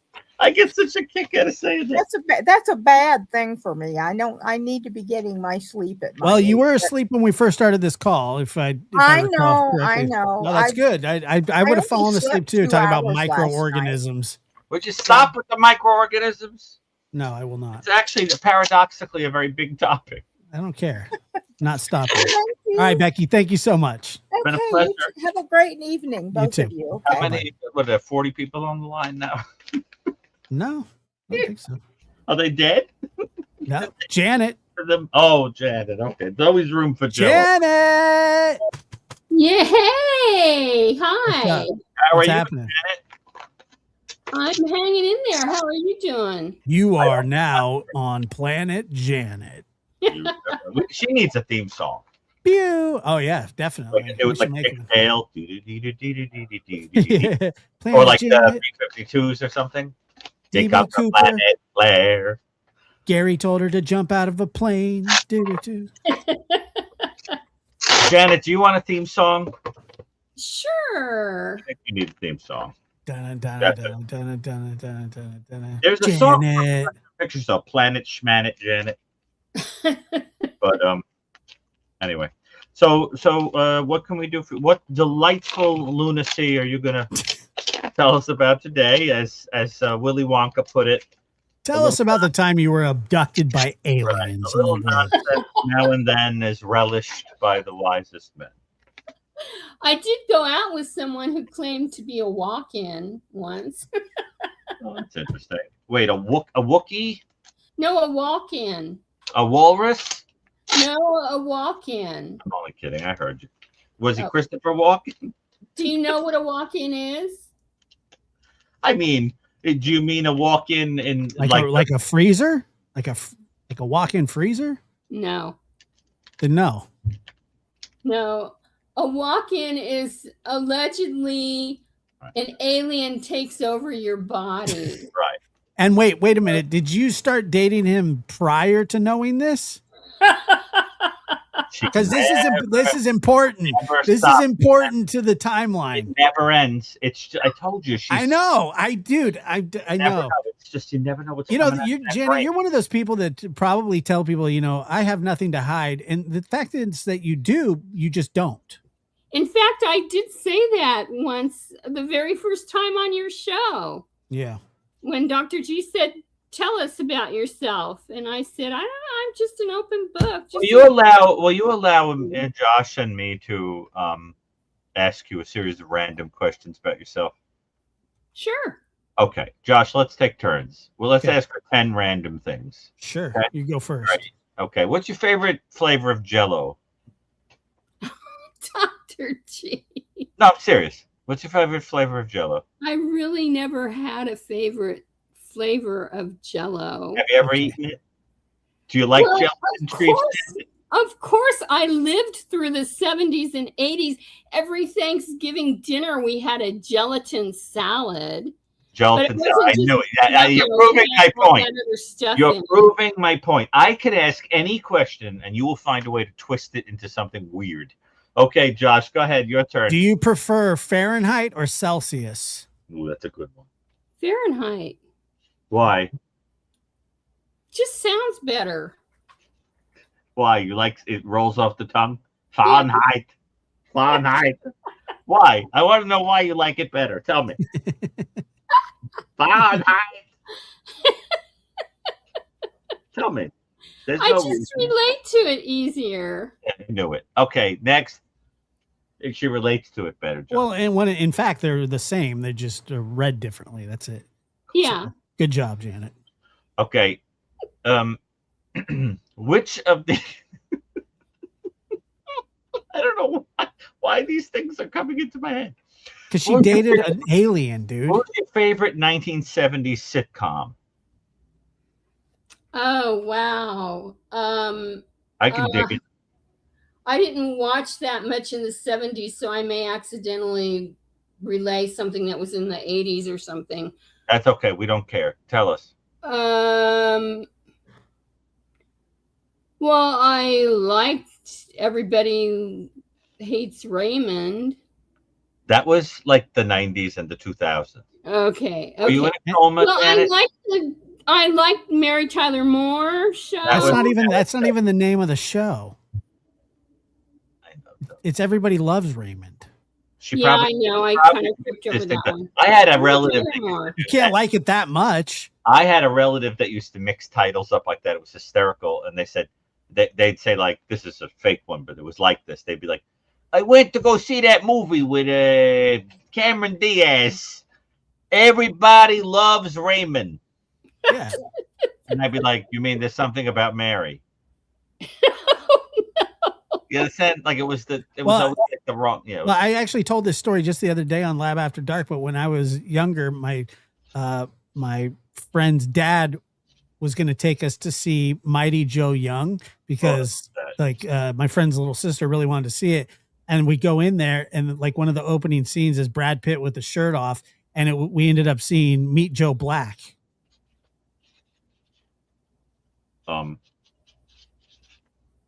What? Yeah. You remember that movie? Of course. Remember when he speaks with the Jamaican accent? Yeah, I remember. But what I'm saying is he thought that was Mighty Joe Young. He got it wrong. So we're sitting in there looking at Brad Pitt shirtless. We were little kids. We didn't want to see that. That's really bad.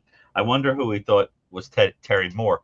Okay, so next question, Josh, your turn. Ask her anything. She's an open book. Do you like New York style pizza or deep dish better? That's not a fair question. New York. Question. All right. It's not a fair question because no normal person would answer it except one way. All right. Okay. Here's a better one. If you could talk to one animal, which would it be? Oh, you're opening up a can of worms with this one. She probably had to talk to animals. Well, that's what I'm saying. But she told us she dated an alien.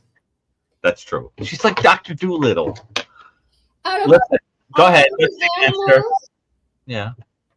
Tell us about how you'd want to talk to the animal. Which animal? I could see myself having a fun conversation with an ostrich. It's like the stupidest one you could talk to. What a dumb animal. Why? Why not? Dude, birds suck. They're mean. Like they just suck. I know people can go, birds are so pretty. Yeah, get next to an ostrich. See how? Didn't you know that an ostrich tried to kill Johnny Cash? No, I didn't. Yeah, he owned an ostrich and beat the shit out of him. Well, dogs have killed people. I mean, yes, so animals are animals. Not all dogs, though. Like not house dogs. Well, not all ostriches either. I guarantee you get near any ostrich, it's going to mess you up. I guarantee it.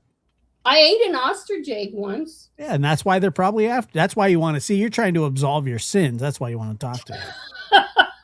Because you one day you're going to come out and one's going to snipe you right off your front porch. Oh God! No, I'd talk him down. I'd definitely talk him down. Do you think that there are ostriches out there that like humans? You think that? I think all things are possible. Oh Lord, Janet, listen to me. My next question for you is, if you were a freak in the sideshow, oh my God, what would you be? Josh has already lost it. Josh is the bearded lady. Go ahead. What would you be? What? I've never seen a sideshow. You have a beard too, and you're more ladylike than I am. In person, would you be the sword? Would you be the blockhead? Well, like, what would you be? Would you be the Fiji mermaid? What would you be? I have a horrible gag reflex, so I couldn't swallow swords. Okay. Let's see. And you were just something else. Go ahead. I think my job here may be done. They're both like losing it over there. You're hilarious. I didn't expect you to say that. Okay.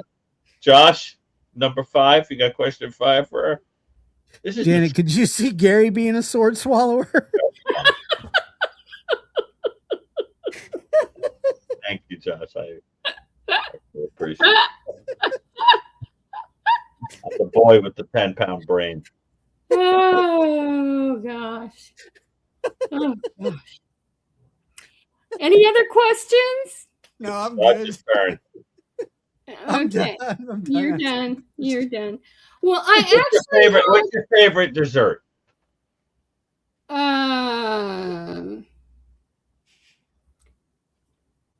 I don't know. It has to have chocolate and nuts. Anything with chocolate and nuts. Cheese? Do you like cheesecake? Not especially. Are you a golden girl, Janet? You mean like 007 Golden Girl?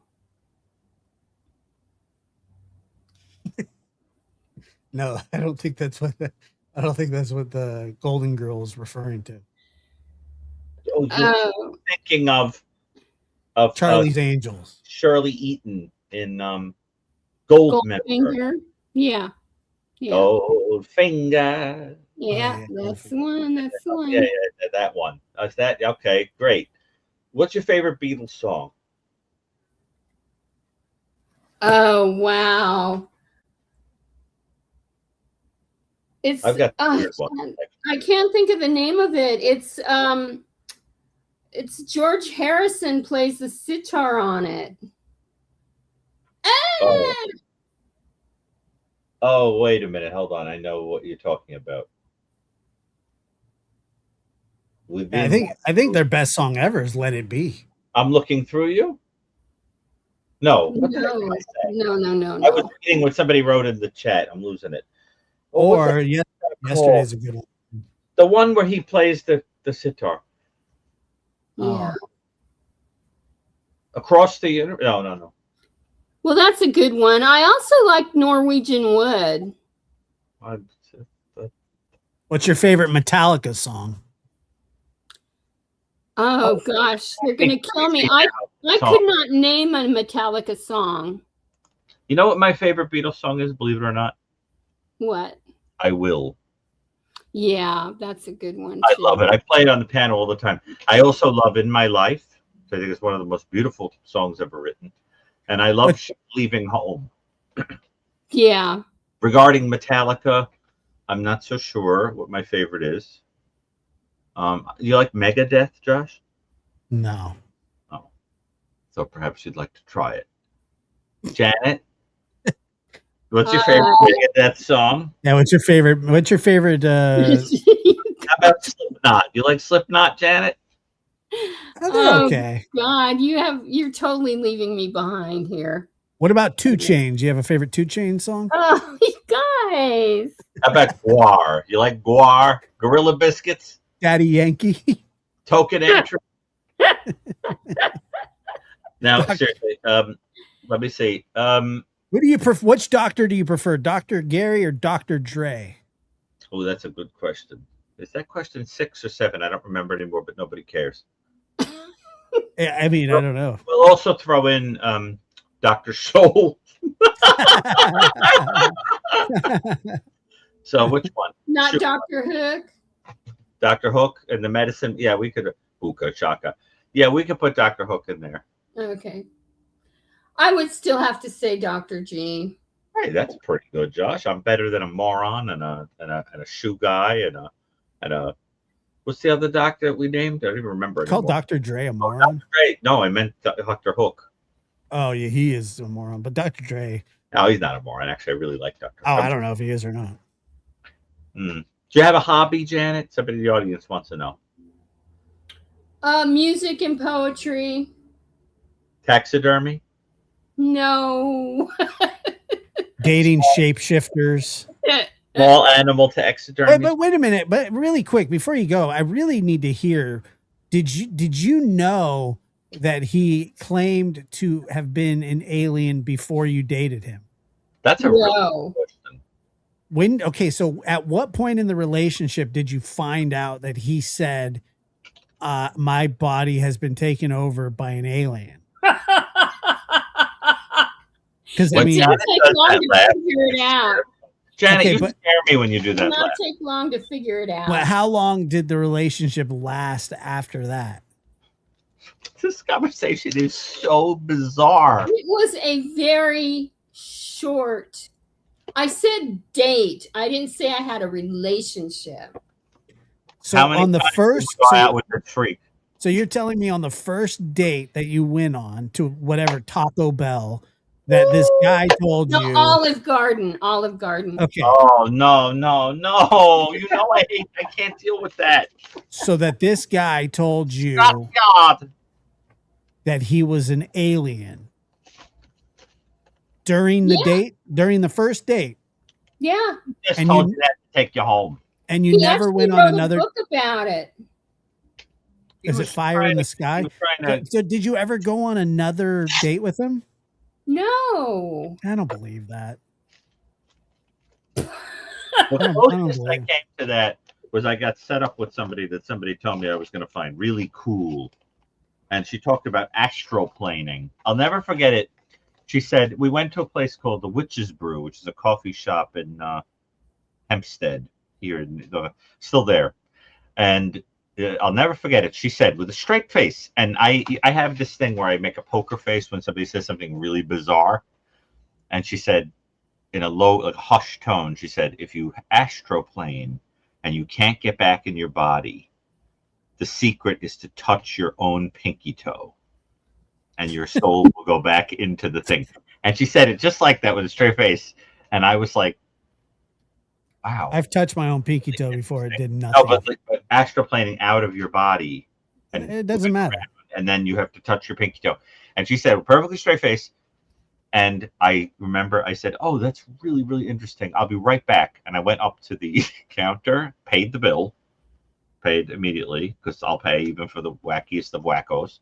And I went back to the table and I excused, I said, I really think this isn't going to work, And I took her home, but I should have told her to astroplane. But I actually did take her home.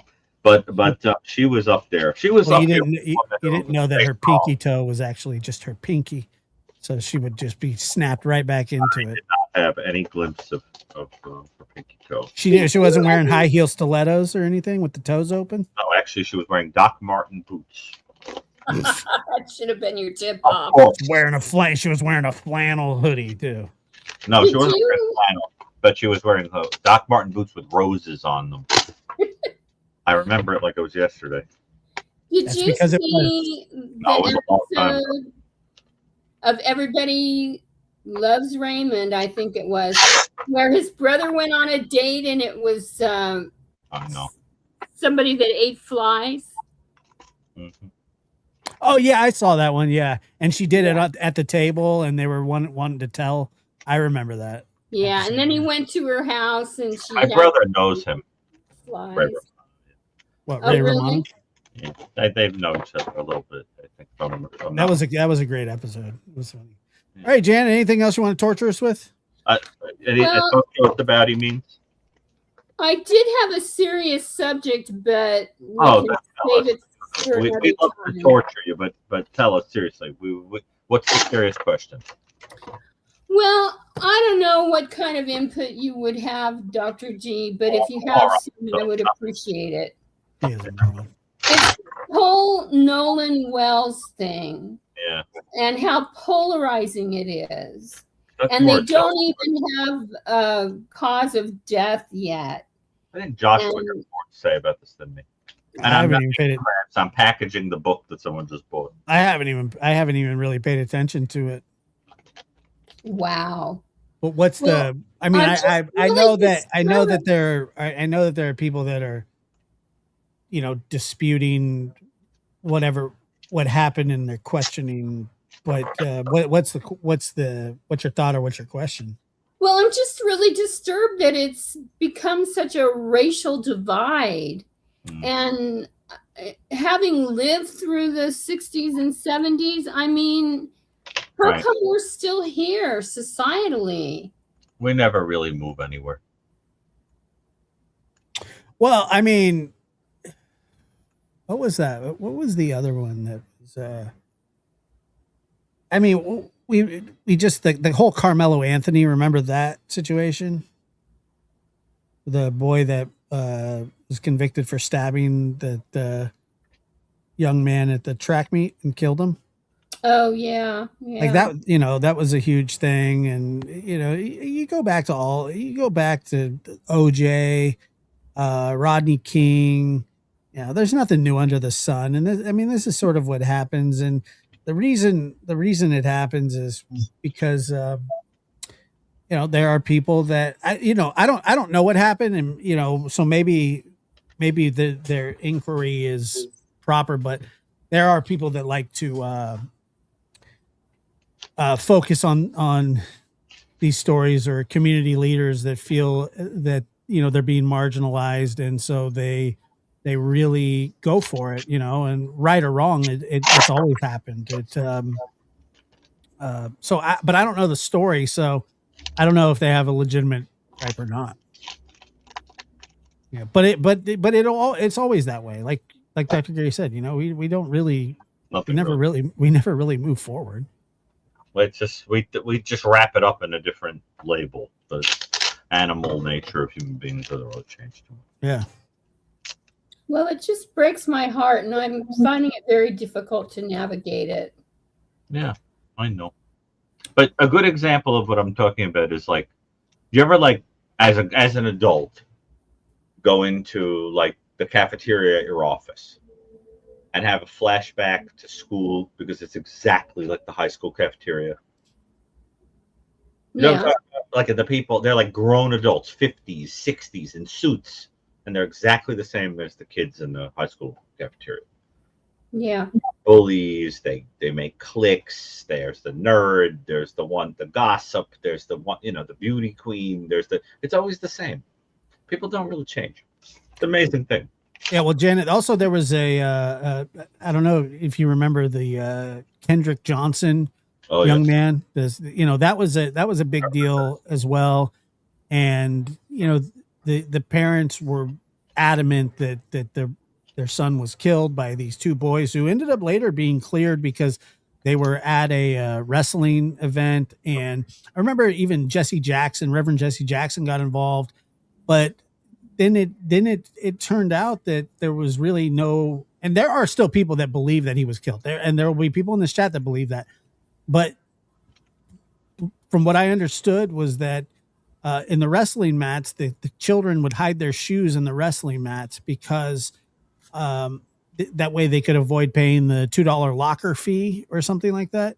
And what happened was he put his shoes in there and he went to grab it, and it was like a 7-foot mat, and he slipped down in there inverted, got stuck, and died in a very tragic way. And that was a really, really big deal. There, like I said, there's still people that believe that he was murdered. I don't believe that he was murdered. And it was in Georgia, and it became a very contentious deal. I mean, it was really tough. It was very sad, very sad. And what they came to find out was that it was just, the parents would never accept that it was a tragic accident. They never would accept it, And in the community, as a matter of fact, I believe Jesse Jackson actually stepped away from it because of the facts of the case. So it was very sad. It was very sad. So it was a terrible thing, but those things will never change. I mean, there's between people actually being concerned and opportunists. There are opportunists everywhere. Just white, black, it doesn't matter. It's just when people feel like they're taking up a cause, or they're grifting or whatever it is, people do this. It sucks on every side, from every angle, from every race, and it just gets amplified, unfortunately. Well, I just pray for healing, for healing for everybody, and healing for this situation. Yeah, I mean, like I said, I'm not really that familiar with the case, and the reason is for what you just told me. I until there's something conclusive. I mean, I'm not going to fight with anybody. I just don't know. I don't know enough. There's no actual. I mean, you can't really discuss it as a crime because none of the evidence has come forth. I've seen a lot of these cases, though, where people want something nefarious to have happen, and it's just an accident. And I don't know if this is the case or not, but it wouldn't surprise me. Yeah. So, All right, Janet. Well, thank you so much. We had fun. Always have fun talking to you. Well, thank you. Have a great vacation. How long will you be gone, Dr. G? Just a few days. I'll be back at the end of the week. Yay! Yay. I love that eye roll. Okay. All righty. Well, Take care. thank you. Thank you, Mhm. Josh. All And right. ciao. Bye-bye. All right, let's see. We got 1, 2, 3, 5. Let's go. Let me see. Millie. Is that how you pronounce your name? Millie? We have fun. Always have fun talking to you. Millie, you get your Vacation. How long? Millie, if you have your TV on, go ahead and mute it, and then we'll take your call. Let's see. Nope, still haven't muted yet. Okay, let's go to. Did we already do Tara? Gary, did we already take Tara's call? No, You don't remember Tara? no. Millie, are you there? Hello? Hi, can you hear me? Yeah, let me turn the volume up on my phone and then turn the volume off on my TV, correct? Yes, that's right. Thank you. Oh my goodness, I can't believe I'm talking to you guys. This is really cool. Oh yeah, we're What a happy to. blessing. Thank you for calling. I have two things. The one's very quick. Have you guys ever done the Diane's Downs case? I have not. No. Oh, Josh, you got to look it up. Dr. Gary will know. It's fascinating. I'd love for you all. I'd love to hear you both go over that. She killed her three children, or one child died, one was in a wheelchair. I don't know. It's yeah. No, I've I think I've heard of it, but Okay, and that was just kind of secondary. This one is not about true crime, so if I'm way off base, we don't have to talk about it.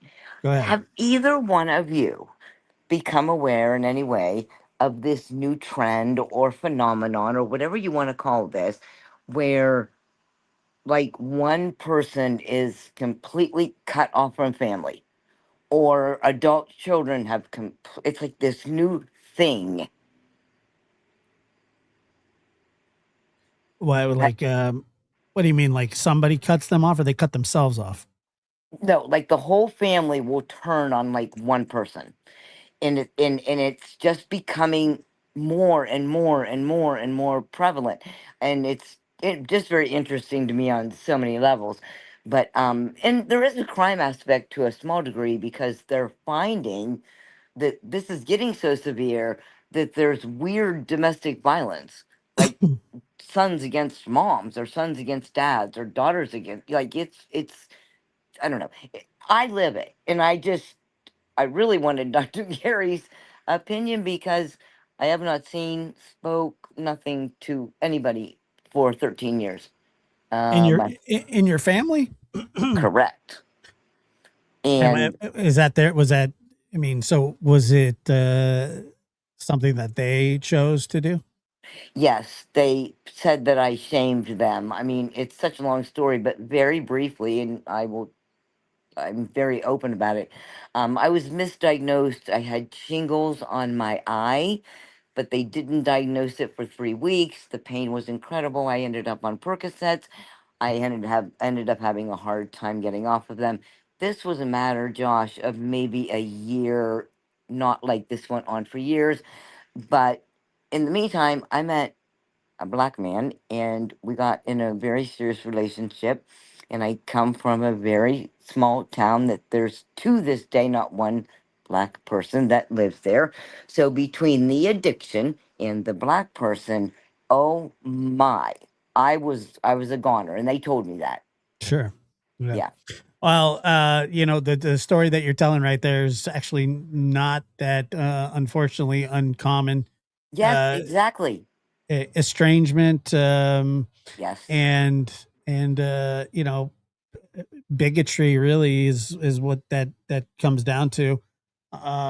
It's a terrible thing, and to be honest with you, I mean they have no right cutting you off for who you date and Or or dated. even that if I supposedly had a substance issue, but man, I don't think many people do get off them very easily when they're on them for some time. I wasn't out buying them in the street, nothing like that, but seriously, they I shamed them. They said those words. And, I don't think this is a bad thing, but I smoke a little weed once in a while. And my sister looked at me and said, "You smoking weed is the same exact thing as sticking heroin in your veins." Now, to me, that's just uneducated ignorance. Sure. But like that's all that. I'm curious. Okay, just very briefly. I hate taking up a lot of your time. I know other people are waiting. I just got out of the hospital, Josh. I finally had a heart attack. This has been going on for 13 years. My mother passed away. I was not told for days. My dad passed away. I was not told for days. That's how extreme this is.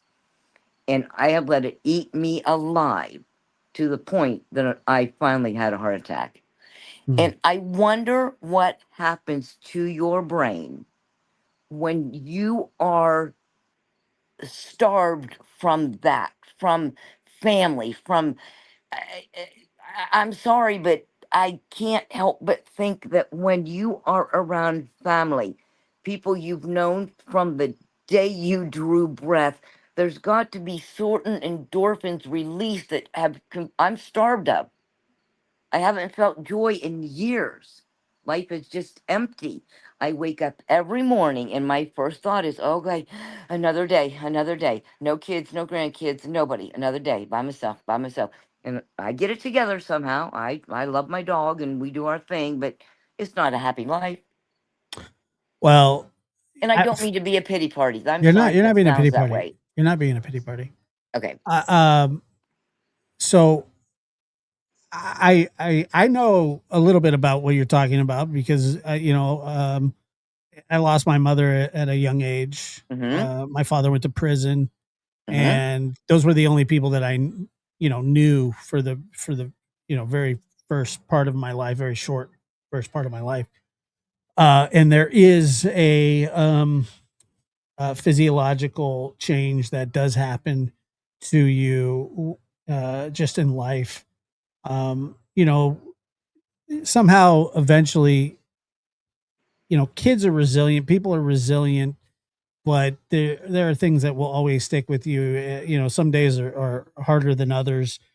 Days are easier than others. I'm sure you feel that too, and I know that you say that when you wake up, it's another day. Um, existing though is a blessing, and True. it's sometimes it's hard to realize that every day that we have is a blessing, is a gift, and so um, looking at it like that is very tough, but it's not lost on me that there are people that don't even make it to the age that I am or the age that you are, Dr. Gary, or I mean, there's little kids that pass away from sicknesses Mm-hmm. and illnesses, and that doesn't take away from your pain, it doesn't take away from your suffering. uh, but it sounds like you have some sort of joy in your life. You say you have what, an My dog. animal? Yeah, my little chihuahua, Millie. My best friend in the whole world. And Josh, I want to say that quite frankly, this whole situation has made me stop and smell the roses, and like I appreciate a beautiful sunrise in the morning. Like I'll stand and just in awe. Like so I'm trying. No question. Well, look, that's really all you can do. That's all any of us can do. I mean, Hmm. look, I struggle with I struggle with depression. I really do. I always have. I'm prone to it. And it's a battle. It's a fight. Some days are way more difficult than others, and some days are good. But some days are bad. Yeah. And unfortunately, that's just life. It sucks. My dad was is it the type A personality where, he worked 20 hours a day, and if you didn't do the same, there was like all this shame, and, you put your big girls on, honey, and you do what you need to do. He was very much that way. And I'm a hippie. I love love. I love people. I thrive on relationships. So they looked at me like I was an alien from way young. Well, I like when people say, like when they tell you get over it. I like that. I think that's hilarious to me. You just want to Like, say, I didn't think about that. I know, that's what I say too. I just Right. like I've heard people say like they're giving advice to somebody else. They say, well, you know what you do? You need to sack up or man up and get over it. You Yeah. just gotta shut up. Yeah. Like that's just Yeah. a dumb thing to say to somebody. It's because those are just words. They're hollow. They mean nothing. And I'll But the tell you what, Josh, it trips me up with my relationship with my Heavenly Father, because the only Father I know was 100% judgment, flat out told me as a 30-year-old adult that He loved me conditionally, not unconditionally. Well, I mean, I would argue that love has conditions. But you know what I mean as a child to their parent. Well, if a parent said that to a child, that's a little. I mean, I was 30, but I'm still his child. Sure, but I mean, look, there's a saying in like when people are in active addiction that they say, I love you, but I won't love you to death. Meaning, I won't watch you kill yourself. I can't do that. Mm-hmm. And I think that's fair. I think that's fair as a person. If your child has an issue and you try and you try and you try and you try to help them, and for some reason you can't get through them, you say like, I cannot watch you do this. I can't watch you harm yourself anymore. It's so, you have to protect yourself. And I'm not saying that that's what he was saying. So I'm saying that love can be unconditional with conditions at the same time, meaning I'll always love you, but I'm not going to watch you do something to yourself that is going to, put you in an early grave or things like that. But at this point, honey, that hadn't even occurred. no, I understand. Yeah, and it's complicated, and I chuckle almost because it's the typical. I'm the second child. My older sister is perfect. She toes the line. She never steps out of line. Her life has been wonderful. She married a wonderful man. She had a wonderful child. I was married twice. Lord have mercy. Sure. No, I understand. I mean, I get it. So look, estrangement and isolation is nothing. It's not a new phenomenon. And it's, Do you it's think with all the social terrible. media and how much we can connect with people, just as I'm connecting with both of you, that there is truly a different sense of family that you can somehow become and appreciate? Does that make any sense? I think a lot of people go out and they find a kind of replacement for those Okay. figures that they didn't have. Absolutely. And I can do that guilt free. It's not like I said I don't love them anymore, but I have to fill that space. I want love. I want relations, Yeah. Of course you do. I mean, that's what, Human being. What everybody wants. yeah. I mean, that's just part of, being a human. I mean, we all search for it. We all strive for it. I mean, there are people that say that I want to be alone, and I'm sure that there are people that do want that. But at some point, I mean, most people have some sort of friendship or relationship, even if it is with your animal. Like Janet probably has an ostrich somewhere that she loves so much. But Hey, she's a hard act to follow. she's a good one, isn't she? She's a lot of fun. Although I have to be honest, Josh, that I don't mean to blow your point up, but I mean, if there were like some kind of nuclear holocaust and I was the only survivor, like because I was in a safe reading, like Burgess Meredith in that Twilight Zone episode, I got to be honest, I think I'd be okay with it. I don't think you would. Yeah, I think you're full of crap. As long as my glasses didn't break. I see, like, in theory, that's fine, right? but you get like, you'd be like Will Smith in I Am Legend, you know. Pretty soon you're gonna go crazy. Josh, I don't know. I mean, have you seen You most? have but you have contact with people every single day, whether you like it or not. Yeah, I guess so, but I don't know. I mean, I don't miss human company very much. Listen, there is a part of me, I'm not opposed to my very quiet life that is just mine. I'm 63 years old. I'm living in Detroit right now, but within a year, I'm going to be at the beach. So there's lots of good stuff ahead. Of course there are. Of course there is. Of course. No question. And that's a great way to think about life. I mean, it's just, Hmm. you know, you have life to live, and that's a gift. I unto think it's hard itself. to get over the guilt a little bit, you guys, to be able to move on and enjoy those things. Because let's face it, the Lifetime movie of the weeks, I never gave up on my family. I never gave up on my kids. It's been 13 years. I don't know what to do anymore. Well, I think that what you have to do is, what are you laughing for? I loved her impersonation of the. I was like, what do you? What did I say? That was funny. I like how she did the impression of the. I'm not a lot. That was funny. I don't explain. It was an awkward place to laugh. She's funny. Oh yeah, no, I'm cool. It's okay. Yeah, that's A no, I hippie. like this. Yeah. She's a hippie. She is a hippie. I am. She is a hippie. I'm a hippie Probably love got no flower shoes on child who comes from a very successful financial banker family. And you know, bankers real rich from whatever. And here I am. Do just you have floating around there loving everybody. Listen, do you want to hear one funny story? My mother did tell me I should have known you were attracted to black men because when you used to play the dating game with your sister, which was a board game, you always married Jerome. Now that's funny. That's funny, isn't it?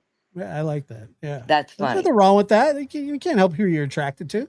I agree. You can't help that stuff, but it's one of the funny stories of my mom. And here's what's really sad, y'all. My parents would go, we in Ohio, but my parents would go to Myrtle Beach for 4 to 5 months through the winter months. And I saw my mom right before Christmas, and we had a very frank, open conversation. She said to me, they leave the day after Christmas. She said to me, when we get back from the beach, I want to meet Marlon. I want to give it a chance. You know, she died Christmas Day, 7 days later. Yeah. Terrible. Well, yeah. Look, I really appreciated your call, and it was a great conversation. I hope thank you for listening to me. Of course, Millie. Thank you. Okay, thank you guys so much. Take care. Bye-bye. Bye, honey. All right, Tara, go ahead. Tara, where are you calling from? I loved her. Hey guys. Hi. Who's calling? Tara here. Tara. How are you guys this evening? Doing fine. Have you ever called us before? Yes, I have. I called last week and talked to you about, I was the lady who talked to you about the other missing lady from my town. Yes, so that was me. Oh yeah, the one with the podcast. Yes, that's me. Yeah. Got it. Yeah. I listened to some of that. It was very good. Thank you. Thank you very much. I actually, speaking of that, I was listening to Absalon's call and it kind of tugged on my heart because the night that I called in and talked to you guys and I was so emotional, which I'm feeling a lot better now if you can't tell, but Absalon was the next caller and he came on the air and said, God bless you. And I can't remember exactly what he said, but he did say something religious to me. And it was very comforting. And then, so I was very saddened to hear his story tonight, that he's, received some blowback from that because that was kind of honestly what I was calling in about the night before or the last week, was blowback about things. And so I have this, I write whatever I have something that I write from time to time in my life when I just write things. And I wrote this and I've only really read it to a few people really close to me in my life, but um because it's very personal but it's kind of like what I'm going through or what I was going through a few months ago. And I was wondering if I could read that to you guys because and it's not too long, but Sure. for Absalom, for him, and I hope he's listening. So so let me just pull it up here. But so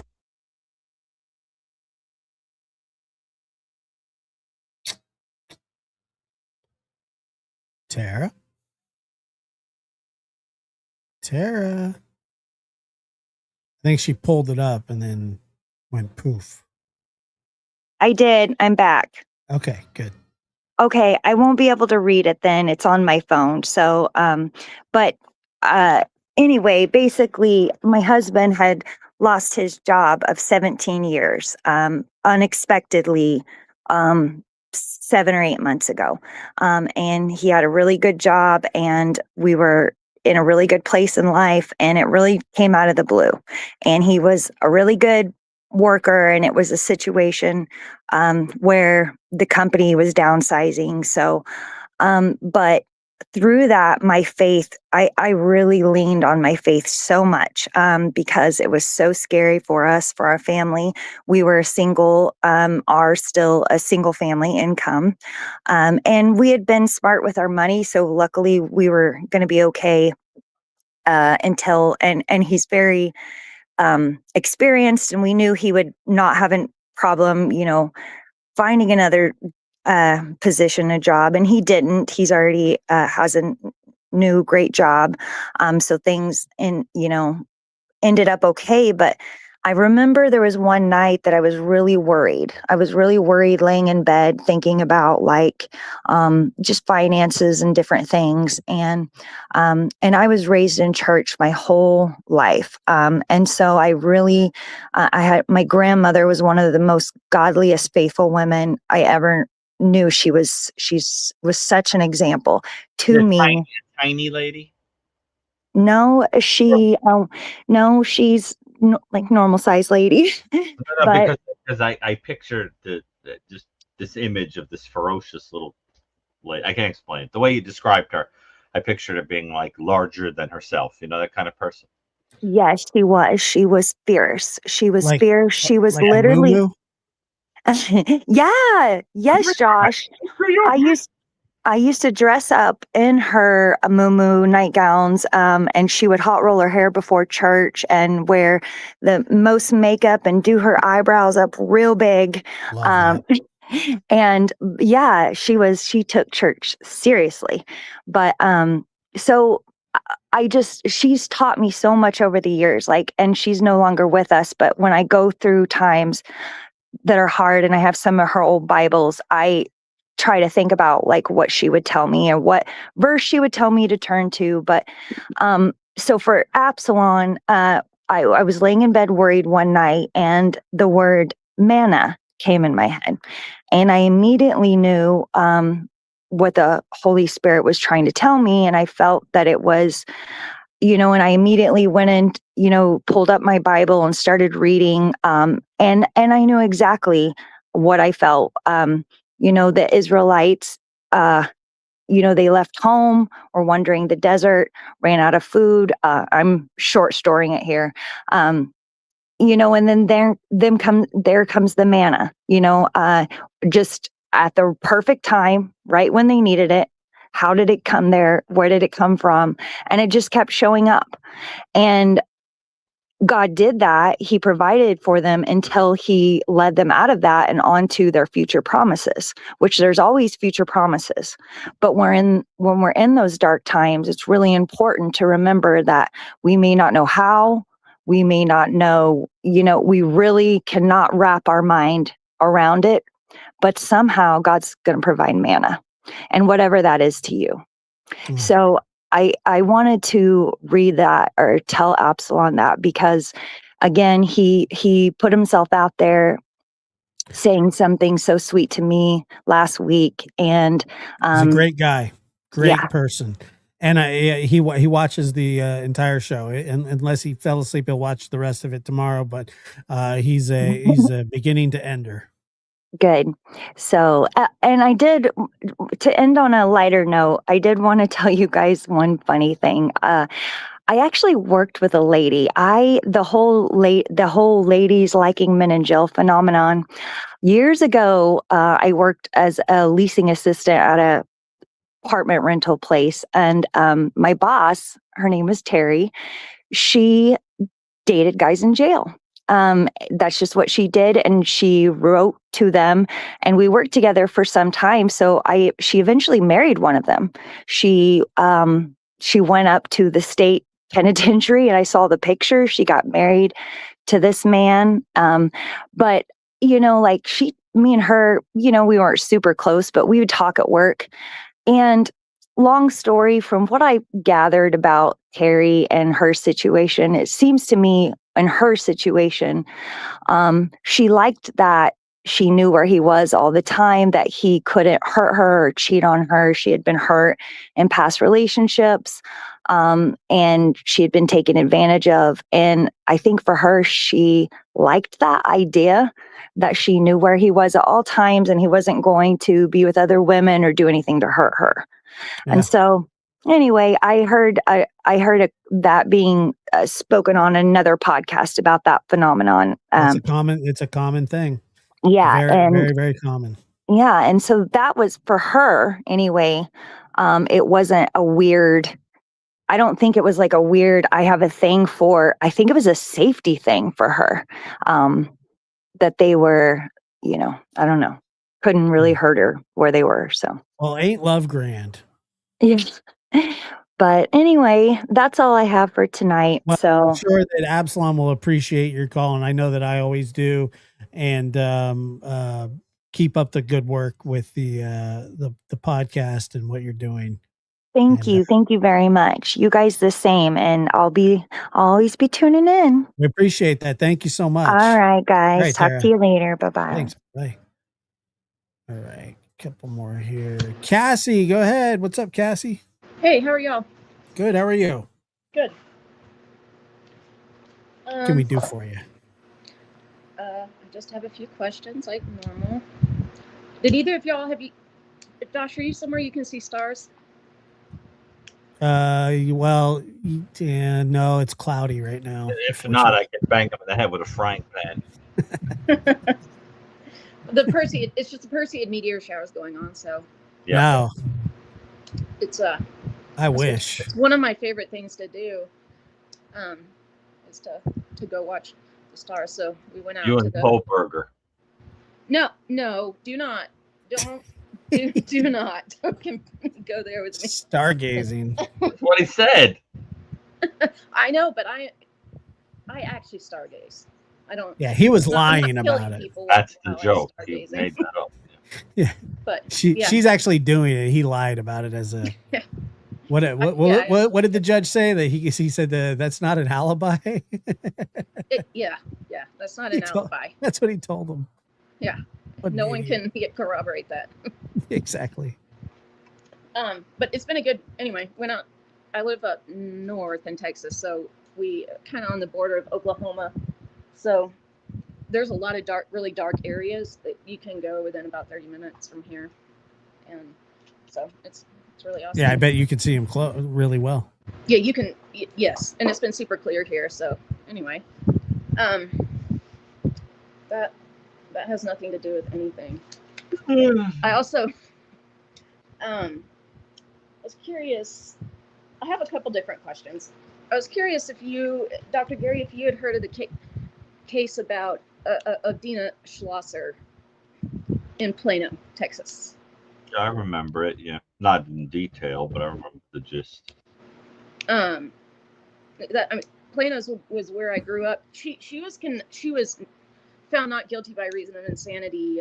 Right. The same year that Andrea Yates was. I think it was 2006. Right. But I used to, like I said, I grew up in Plano, and I used to listen to police scanners and just go to scenes. So I was actually at that scene when that happened. But she was legitimately out. She was legitimately out of her mind. Do you know that with Dina Schlosser, how they found her? Yeah, she was on her knees. There was church music playing. I was going to say with gospel music playing, yeah. And she severed the arms limbs of her, of her 10-month-old. Yeah. While the hymn was playing in the house. I mean, that's how they found her. Yes. I mean, that's pretty out there. That's pretty out there, right? And yeah, she was in a cult. It's a church around here that's a cult, and they completely they say that medication is witchcraft, and those sorts of things. So she wasn't, and they're very into submitting to your husband and asking absolutely no questions. So her husband was pretty domineering, and she just did not get any help. So my husband is a firefighter in Plano, and a lot of the firefighters that showed up to that scene were not the same. Yeah, I mean, how could you be? Right. I mean, it was, and Plano is a very, very, it's one of the safest cities in the country. So very, very, there's not a lot of crime that happens there. Not a lot of, certainly not something like that. So, but that was awful. But yeah, that was another, I just thought that was interesting. It was the same year as Andrea Yates. So in Texas as well, because Texas is so hard to get a not guilty by reason of insanity. Yes. Verdict. Okay, so meteor shower. Mm-hmm. Schlosser case. What else is on your mind?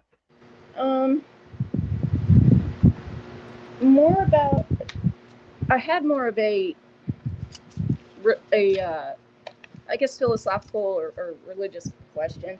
Do you feel like did you say that you went to seminary in high school? Yeah, high school seminary. I didn't know you could even do that. Oh yeah. Yeah. So do you come minor seminary is where you start in the high school.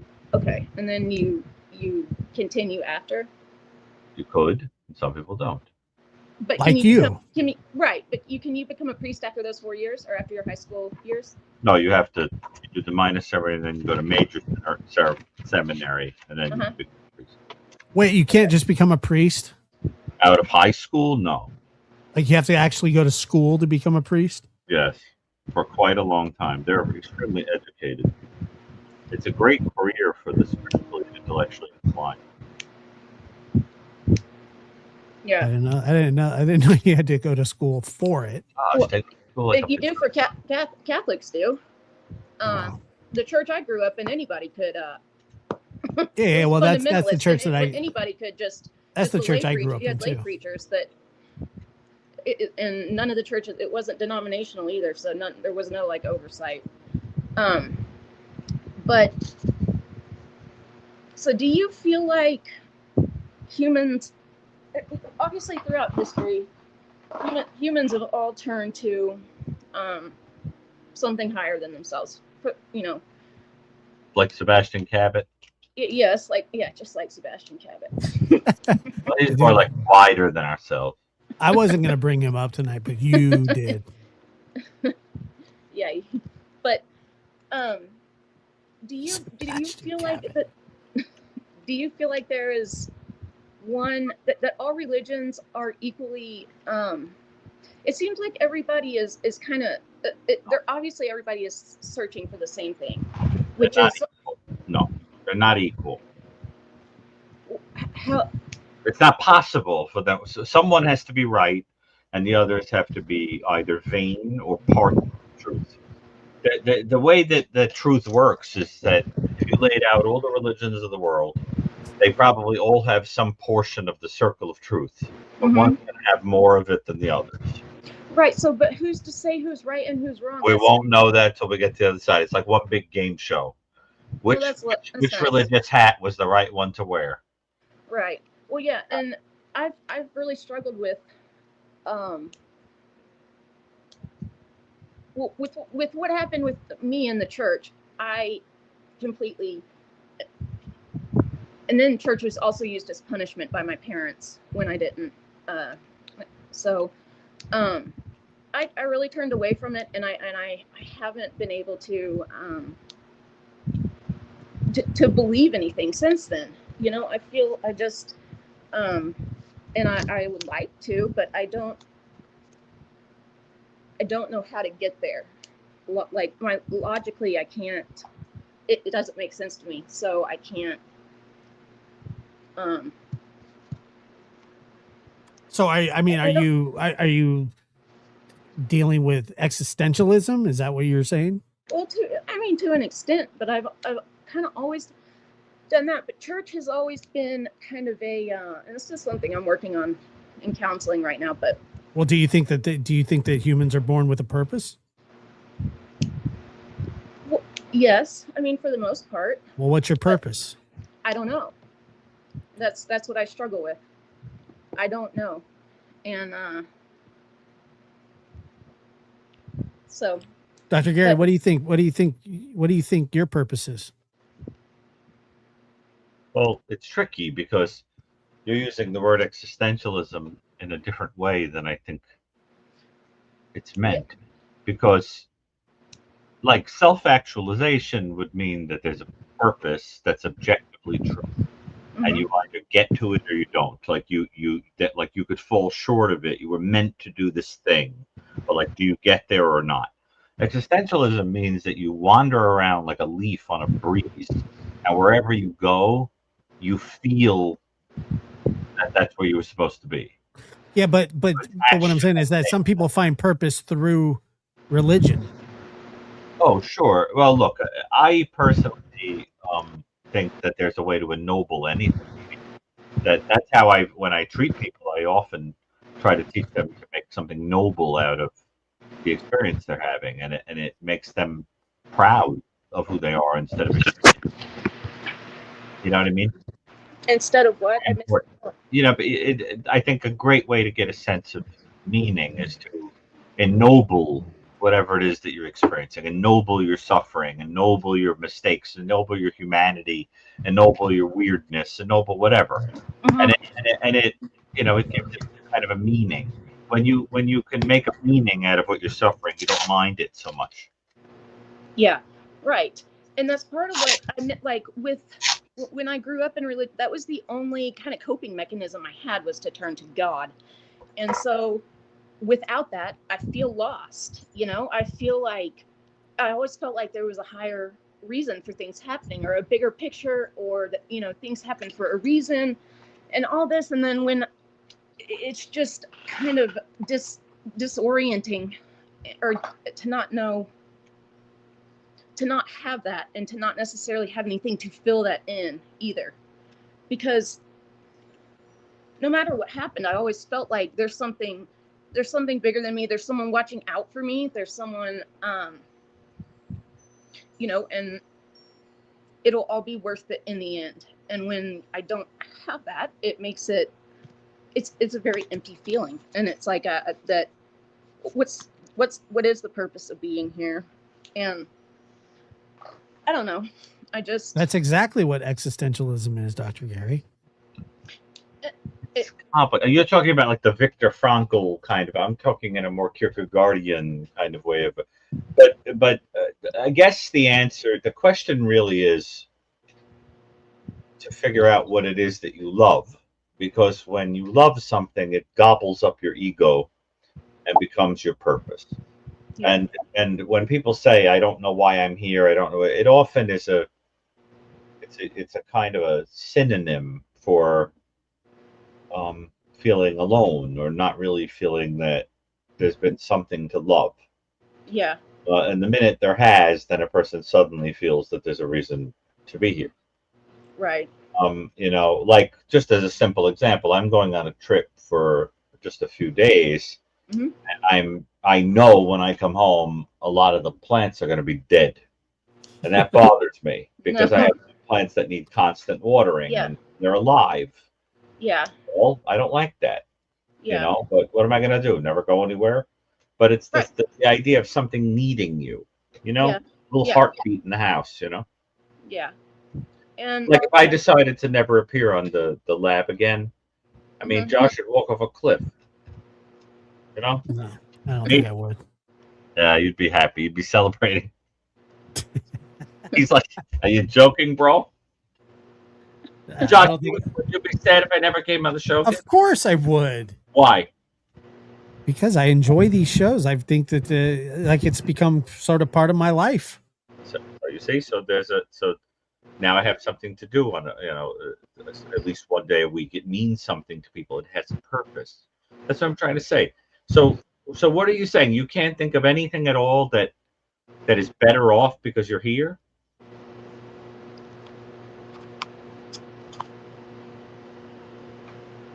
not right now. Well, that's what you mean when you say that you can't figure out your purpose. Yeah. You gotta find something to love. Well, I have, and I'm not going to go onto it. I'm not going to go into it on here, but I have, and that got taken away recently. So I understand. So it's a little more difficult for me to, I poured all my energy into that, and I understand. so it's grief, and also, well, I don't know. I feel like I had this is another kind of, Maybe you're a little mad at God. I'm very mad at God. Sounds like it.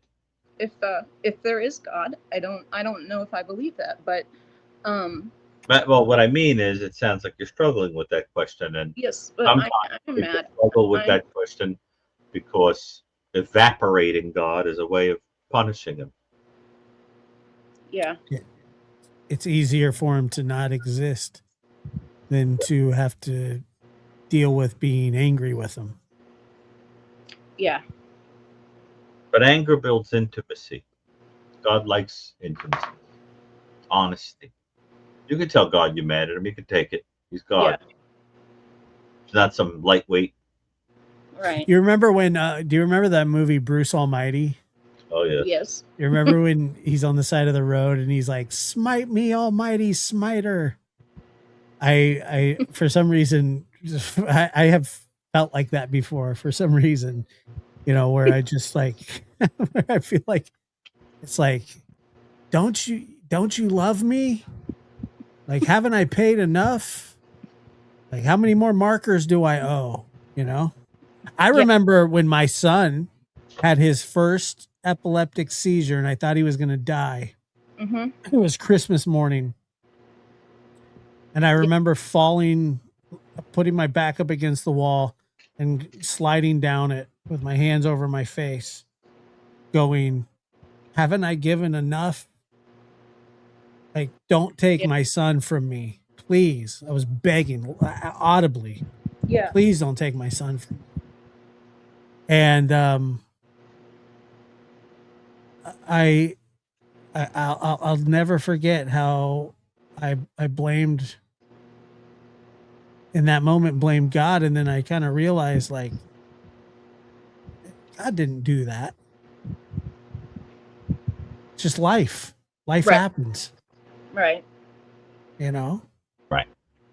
It does. And it sucks. Yeah. Yeah, I think I have more of a lot more of an issue just with the institutions of religion than the actual. Well, you don't have to participate in that. I know, but a lot of people have. Look, I used to say that same thing to my grandfather. when he would always invite me to church, and I say, "Oh, church is full of hypocrites," and he goes, "That you're right, and there's always room for one more." Right.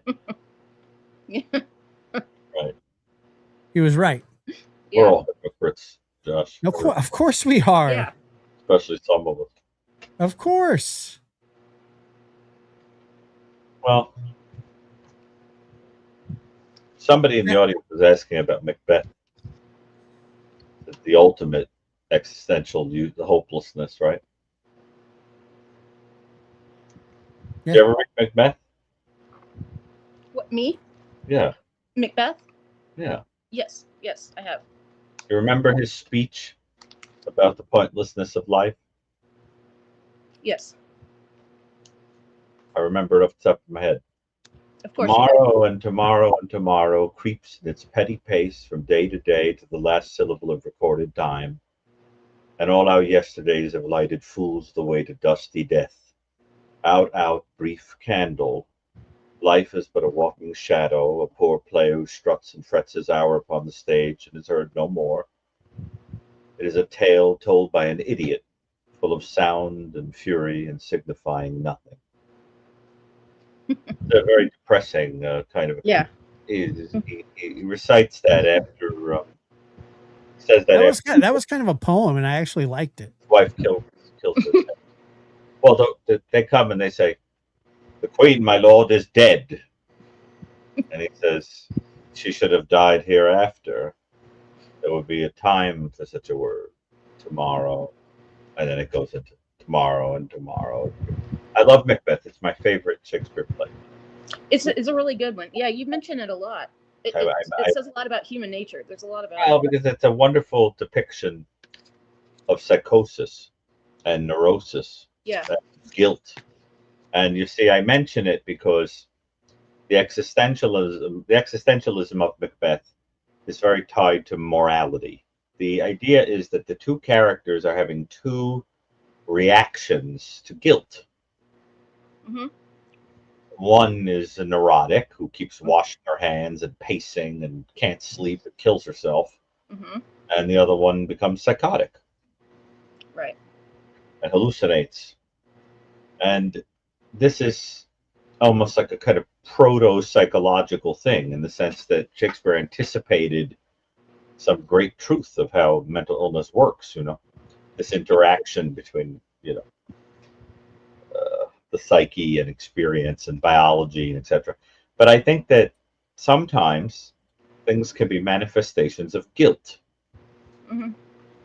And you want to think about that. Yeah, and whatever and feeling how what you're sort of describing, it can seem like it's a lonely thing to go through, and it is because you're dealing with it mostly on your own. Yeah. But it's something that a lot of us deal with, not just you. Trust me. Yeah. So, I don't know how comforting that is. Probably not much at all. But just know that these struggles are shared by many independently, but it's not abnormal. Yeah. So you need to know that. Well, thank you. You're welcome. It does help to know, that other people feel that way. Absolutely. We all mostly feel the same way about a lot of things. That's right. But in the moment, nobody, you don't really have anybody, like it's like when people are dying, and you can be there for somebody while they're dying, but the death you do alone. Right. That's right. That's true. So I think about death every day. I do too, of course. Every day. That one day will be the last day. In some fashion, of course. And I'll probably have a really stupid death. Like I'll be like that guy that fell into the manhole and it was boiled like a lobster. They had to use the lobster thermometer because his temperature was too high to take that was an actual story. thermometer. That's a true story. Yeah, that's a true story. Yeah, like that's the What'd kind you of say? A thermometer got broken off in the Yeah, butt they baby said the style? heat was he too was high. too hot. He Yeah. was boiled like a lobster because he fell into a manhole and the steam was shooting at him, and his Yeah. temperature was so high, it was like 400 degrees. Yeah, That a regular thermometer rectally couldn't take the temperature, so they Right. used a lobster thermometer. right. That's a true story. That's the kind of thing that'll It happen. is a true story. I'm the kind of guy, I'll get killed, like I'll get run over by a hearse. I'm gonna have like a weird death. It's a matter I of was thinking maybe one of your Oh, plants would poetic. come to life and kill you. I would enjoy that. Actually. I would enjoy. No, but that, like, I'm gonna probably go like the Amazon and have my head shrunken or some ridiculous, eaten by Yeah. barracudas. You know what I That's mean? kinda- It's a matter yes. of time. I'm gonna have a weird And I- death, I feel definitely. like that's going to be me as well, because I tend to have a lot of very strange accidents that Eaten by no squirrels. one else does. I tend to Eaten by squirrels would be an interesting one. Eaten by squirrels. Squirrels do not eat I people. They would eat me. Squirrels are evil. Squirrels are evil. No, they're not. Yes, they are. Yes, No, they they're are. not. Yes, they are. Squirrels are evil, and they are. Don't get me started on I squirrels. had a squirrel that I used to feed every day until he got swooped up by a hawk. Good. He needed to. Is the squirrel here with us now, Josh? He is. Because Is he named Little Luigi? Yes, he is. I want you to know that Josh, only a few months ago, he stopped talking to this squirrel. Yeah, he it was a real problem. It was bad. I should have. Yeah, that was when you had the bedwetting problem, Josh, right? Yeah, that's when too. It was really bad at that. It was about the same time that you kept forgetting to get your hemorrhoid cream from the pharmacy. And then I accidentally rubbed it on my head, and it shrunk down to the size of a nickel. I remember. There was a saint, a Catholic saint, Saint Philip Neri, who used to love to play practical jokes, and he had a pet squirrel. And there was a very famous incident, actually, and I love stories of the lives of the saints. They're amazing to me. But there's a very famous incident where he was saying mass, and he levitated a little bit above the floor in front of the congregation, and he was mortified that he did, because he didn't like the attention being drawn to himself like a good saint wouldn't.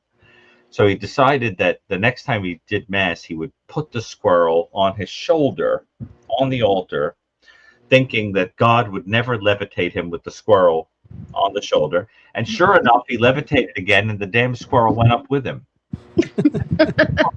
That's a very famous story in the life of that saint.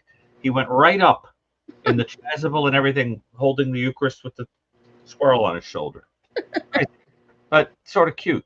Well, squirrels need to belong in hell, in my opinion. Because Jesus, what did they do to you? Okay. Boy, do you own any hunting equipment? We have a squirrel. Look, we have a squirrel gun. That it's an airsoft gun. It's legal in the city, but look, okay. I try and grow pecan trees, and the other thing about squirrels is they're so smart. They are so smart that every trap that not even trap, but barrier that I put around everything, it's like a puzzle to them, and they get in and they destroy it, and they like look at you while they're doing it. And I think that says more about you than the squirrel. It does not say more about me. I used to love squirrels until we moved into this neighborhood, and for the past 3 years, I've tried to grow pecan trees, and they get really nice and healthy, and then they just rip them out. They don't even take the pecan. They just do it to be destructive, and they also throw stuff at you from the trees. Yeah, they're the best. No, they're not. Not if you have any trees. And the weird thing is, they will not. They sit up there in this stupid tree and watch you. They will not. They come out when we're not out here. They know. Squirrels come out at night. What? No, they come out during the evening or during like the twilight hours, but they are just so destructive.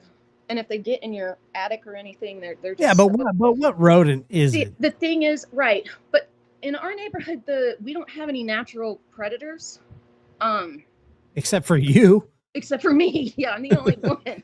But okay, look, I used to swerve the car to avoid squirrels.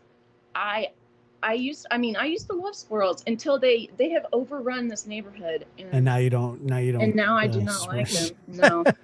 No. Well, have a thing for them, and I think they will watch you. They literally will watch you and come around, and I also learned squirrels have 4 different personalities. Each squirrel kind of falls into different. Really? One of them is definitely the personality of the father in the Brady Bunch, Robert Reed. so definitely, there's no question. Well, Cassie, thank you for your phone call. Yeah, you're welcome. We appreciate you. you. Her trip too. She's great. She's sort of like Janet, but like not Janet. She's like Bizarro World Janet because the difference is that Janet is like an abstract painting. There's no linear element to it, and you're linear, but the same. You're like you and she could be cousins on a sitcom, you know. Janet dates aliens.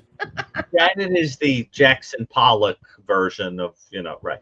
Exactly. She's just sort of explosively all over the place. Her consciousness has no bounds. Well, thank you. You're more like an investigative reporter. You ask like meticulous questions, and they're very random.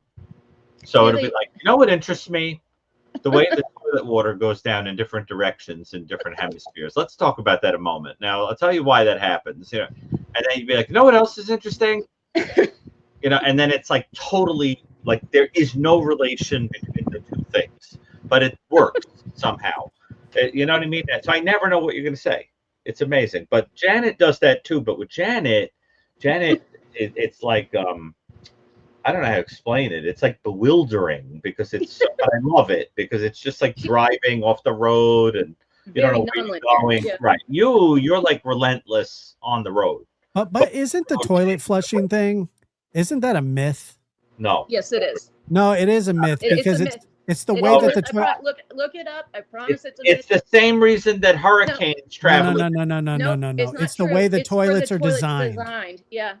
It's not because of the toilets are designed differently. Right. That makes sense. Yes. Yeah, that's the reason. That makes sense. But I thought it was for the same reason that, like, where that probably comes from, because you have hurricanes and cyclones moving in different directions. Opposite. Right. Yes.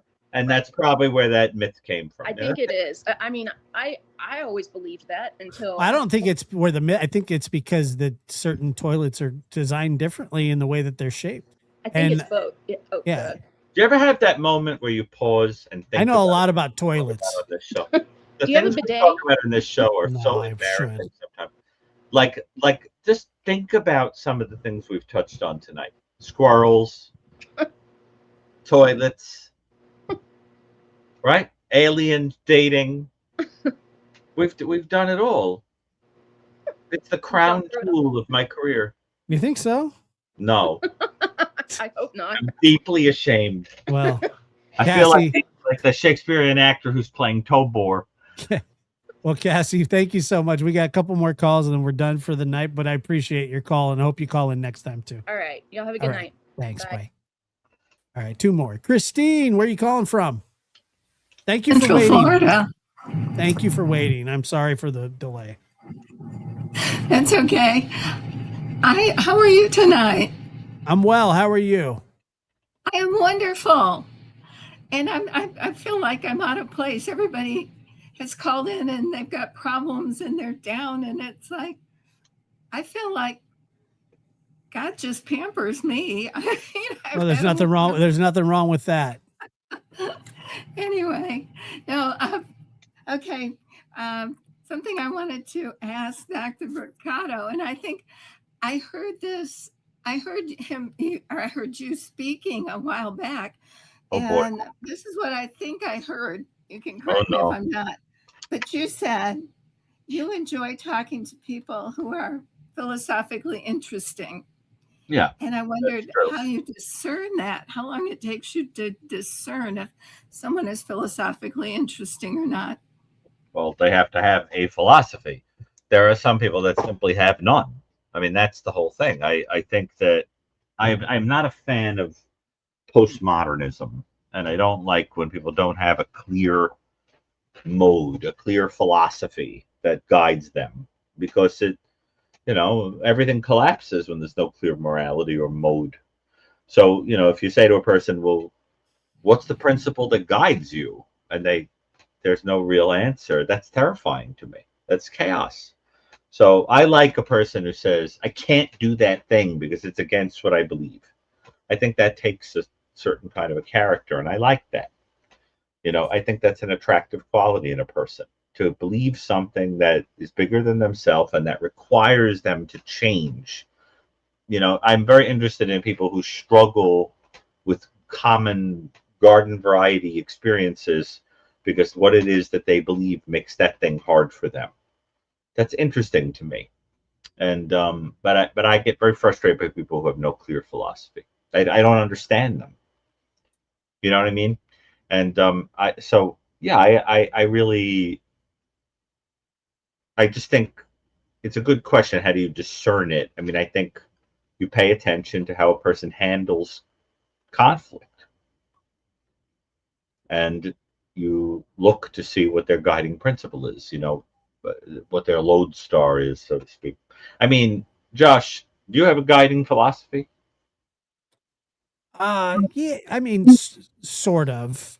I always thought that, for the most part, at least, um, not stealing, not killing, not, sort of the 10 Commandments, but not,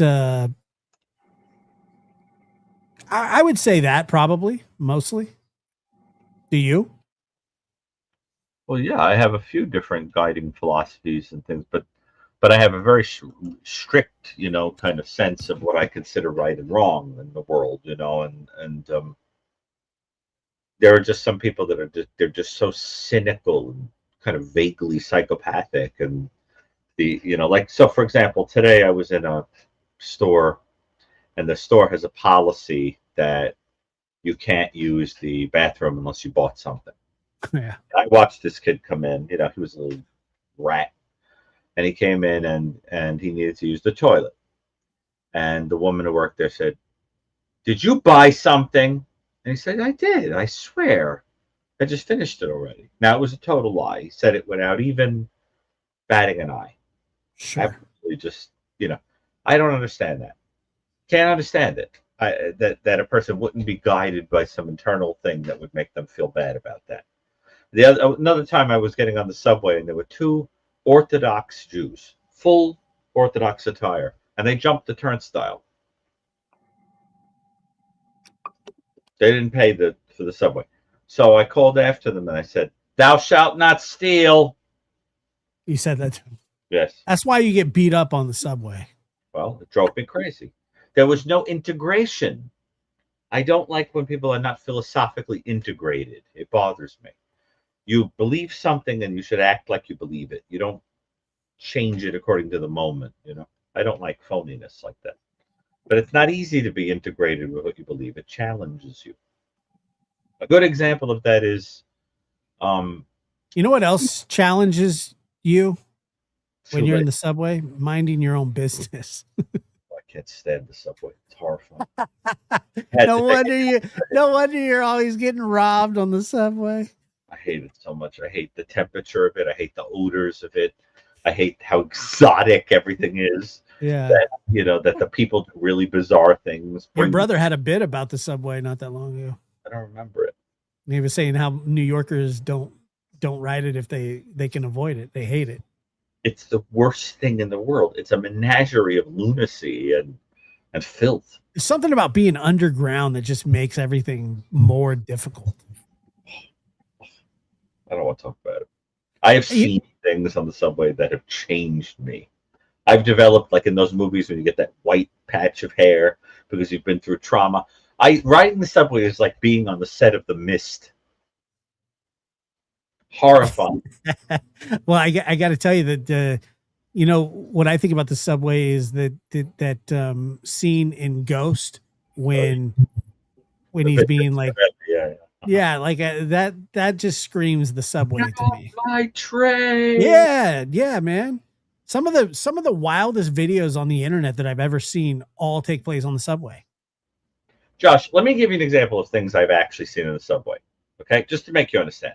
I mean, I take BART. Does that count? I saw a guy one time with a tray, one of those black, like the tray you would put in front of yourself, like watch with a TV dinner, if people still eat those. Okay. And he put it in front of him. Okay. Put a little bud vase on it, gloves, utensils, and ate on it Sick. on the subway. Another time I saw someone with a mallard duck on a leash, just walking around. Yeah, I'm but like, I mean, that's just good planning. You can't have your mallard going loose. well, I mean, that's true. And there's got to be a name for that crime. And, mallard on the loose or something. And and it was just walking around. And then, like, he sat on the chair, which I can't deal with, and they put it on his lap. That was weird.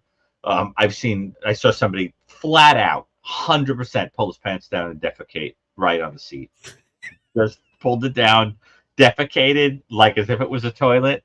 He was not well, and he just needed to go. Aren't you so glad that you called in, Christine? Yeah. Yeah, this is quite different. Yeah, you get to hear about Dr. Gary's experience watching somebody take a crap on the subway. I have seen everything. I've seen people make love on the side, if you could call that love making. Nice. Yes, definitely Beautiful. seen that on the L train. Yes. Well, it sounds like an interesting place to go people watching. The problem, that's a little bit of a misnomer because that would imply that these are people. This is more like the Star Wars Cantina bar. Is that like going to Walmart for something? Yes, you got it. Walmart and the subway are very similar, except one moves. Walmart goes nowhere. I've seen some strange things in Walmart, I have to agree. Oh, yeah. Oh, my God. There are people that work in Walmart that I am telling you are not human. Like Will Ferrell shows, what's his name? Will Smith shows up with that device from Men in Black. Oh, yeah. Like, no, don't keep me at Walmart, bro. No way. I have no patience for that place. No. Sorry. Oh, goodness. Yes. Or the Olive Garden. Now, way back when you called. What was your question? Before we got goofy. Before Dr. Gary went psycho on the subway. I lost my train, so to speak, of thought. He lost his lodestar. I did. I'm very proud of myself for using the word lodestar in ordinary conversation, Josh, okay? Lodestar. So lodestar. All right. But seriously, what was your question before we? Oh, I asked you about how you tell when somebody's philosophically Oh, yes, interesting. the philosophy. Well, it has to do with integration. That's the key. Being so integrated that there's no wiggle room for yourself. That what it is you believe challenges you, and you won't make an excuse for you. I find people like that fascinating. It's hard. Question for you. Yeah. Mm-hmm. Okay. What? Well, this is something I've thought about. You wrote the book, The New Evil. And Sure when I think about it, I think about there are a lot of new ways to do the old evil. And I haven't read your book, but what new evil is there? Oh, this is a 2-hour answer. Oh, no. I think it's better for you to read the book. Oh, okay. Which would take you less. A long answer because it has two meanings. I can't answer that in less than at least 20 minutes. It's not possible. But Josh, didn't we do an episode of the Witness Box about the construct of new evil? Yeah. Yeah, maybe we can link you to that or something. Yeah. Yeah, if you go on my page here and you go to podcasts, the tab that says podcast, Okay. Are you familiar with the Witness Box? No. So Dr. Gary and I and Chris McDonough did a season, 15 episode season of a podcast, which I really enjoyed, by the way. I thought it was a lot of fun. I don't know why we don't do it anymore. I think we should, but maybe in a few years. Yeah, maybe we'll get back to it eventually. But we talked about the construct of the new evil. It was very good discussion, and I thought it was a great podcast, and we'll link that in the comments below after the show. Josh, I have a question for you. Sure. Would you like to go Sasquatch hunting with me? I would love to. Is that a I've date? got some really good places. What? Was You that can go did you too. ask Josh on a date? Yeah, she did. And I said yes. Okay. No, I played the howl for you the last time I called in. Yeah, I And so remember. Oh, so- you're the one that played the Yeah, howl. that was me. How could I forget that? The skunk ape sound. Yeah. That was something. And so when people I thought it laugh was at me for Subway, actually. believing in Sasquatch, and I'm like, wait a minute, you've never been out there. How would you know what's out there? But like And I just gave up Sasquatch, I could totally see just being a guy on the subway. See, that's just Yeah, it. I've seen That's a few. why the subway's special. He would just be wearing flannel and torn jeans, and he would pass. He would tell you that he was in a band called like Unga Dunga, and with his guitar with like stickers on it from all his. Unga Dunga. Yeah, it would definitely be called Unga Dunga or Harry and the Hendersons or something. And that's it. And it would be, you know, he would just pass. And Neanderthal would definitely pass in New York City subway. And Neanderthal, nobody would even. In fact, he'd have a date. Definitely, especially if he didn't bathe. Well, yeah, only that's always the smell is important. That's a prerequisite. It's very attractive to people on the L train. Unga Dunga. Yes. Come on, man. That's funny. It's better than. Oh, it was funny. It was idiotically funny. It's better I like than it. the camels. It's better than what? The camels. Why are you always taking shots at my camels? And I heard what you said earlier about them bringing formaldehyde to baby Jesus. It wasn't formaldehyde. Well, whatever. They brought myrrh and frankincense and gold. Embalming fluid. I know. I heard. I know. Fluid. I heard what you said. It was Don't for talk, burial. Don't talk about my Don't talk about the camels that way. They were. That guy brought that, not the camels. The camels were the vehicle that drove them there.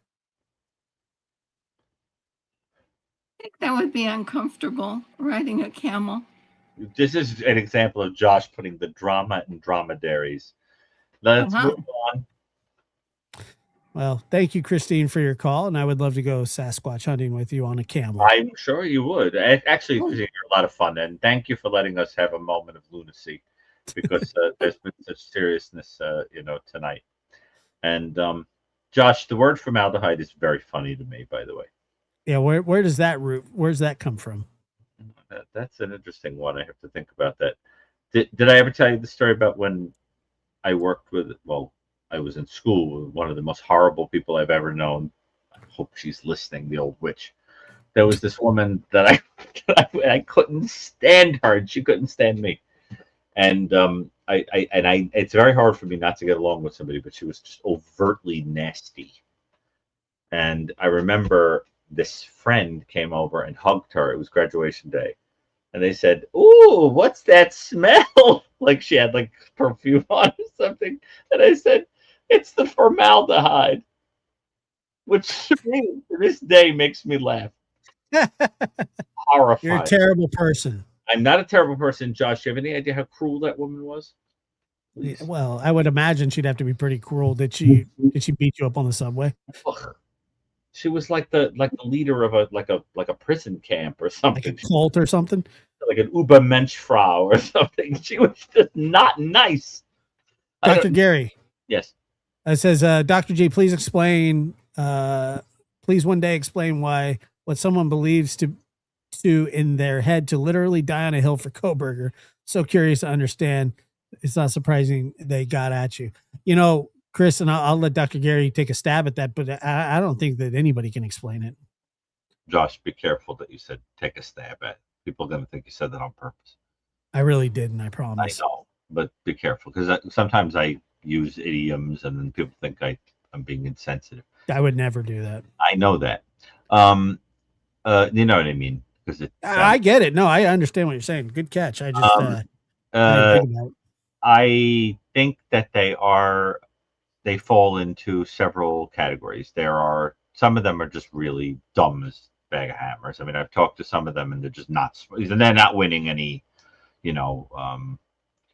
trivia contests or anything anytime soon. Just not very bright. That's simple as that. Gullible.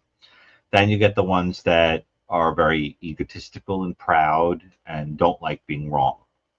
They just can't accept it. Then you And have I think there are just some people that love to be contrarians, and definitely. That's what I was just about to say. They Yeah. love to argue with you. And then you get the type that is sort of in love with him and defending him blindly, which is very strange because has all the sex appeal of C-3PO. And then you have, it's about right, I think.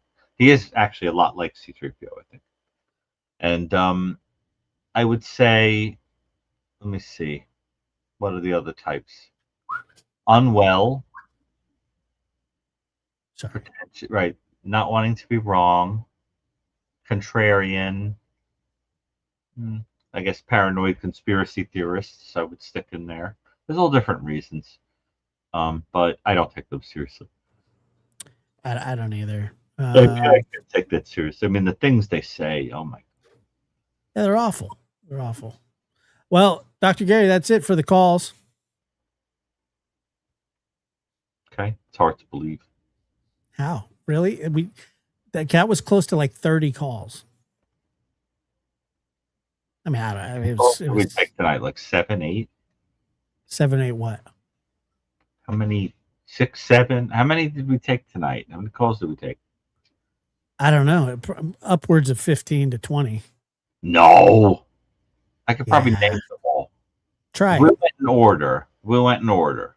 You don't think we can name all the calls? No. I think it was like 8. No way. No. You're crazy. What happened to Linda? I don't know. I put the link up. She dropped down. I tried to get her back up here. I love when Linda calls. She's got I do too. Sweet voice. Every time she calls, it cheers me up. It wasn't 5 or 6 calls. That's not true. Maybe like 9, 10. This is more than that. We got to do a show, Josh, where people get to ask us absolutely anything. We have no choice but to answer it. Really? No, that sounds awful. I'm kidding. Just wanted to say thank you for the awesome show. God bless. Well, thank you. And Brandy Neil, I see you there. How are you? Let's Brandy, see. that's another name you don't hear anymore. The Dr. Single. There's only one of them, if that's what you're asking. He is intriguing. There's no question. My dance card is full. Really? You're a dancer?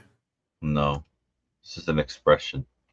Oh, I know that. Eminently undateable. Even the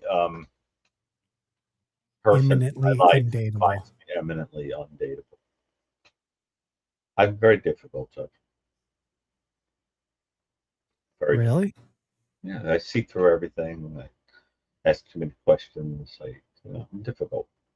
Well, there's no question that you're difficult, but I don't know if that means you're eminently undateable.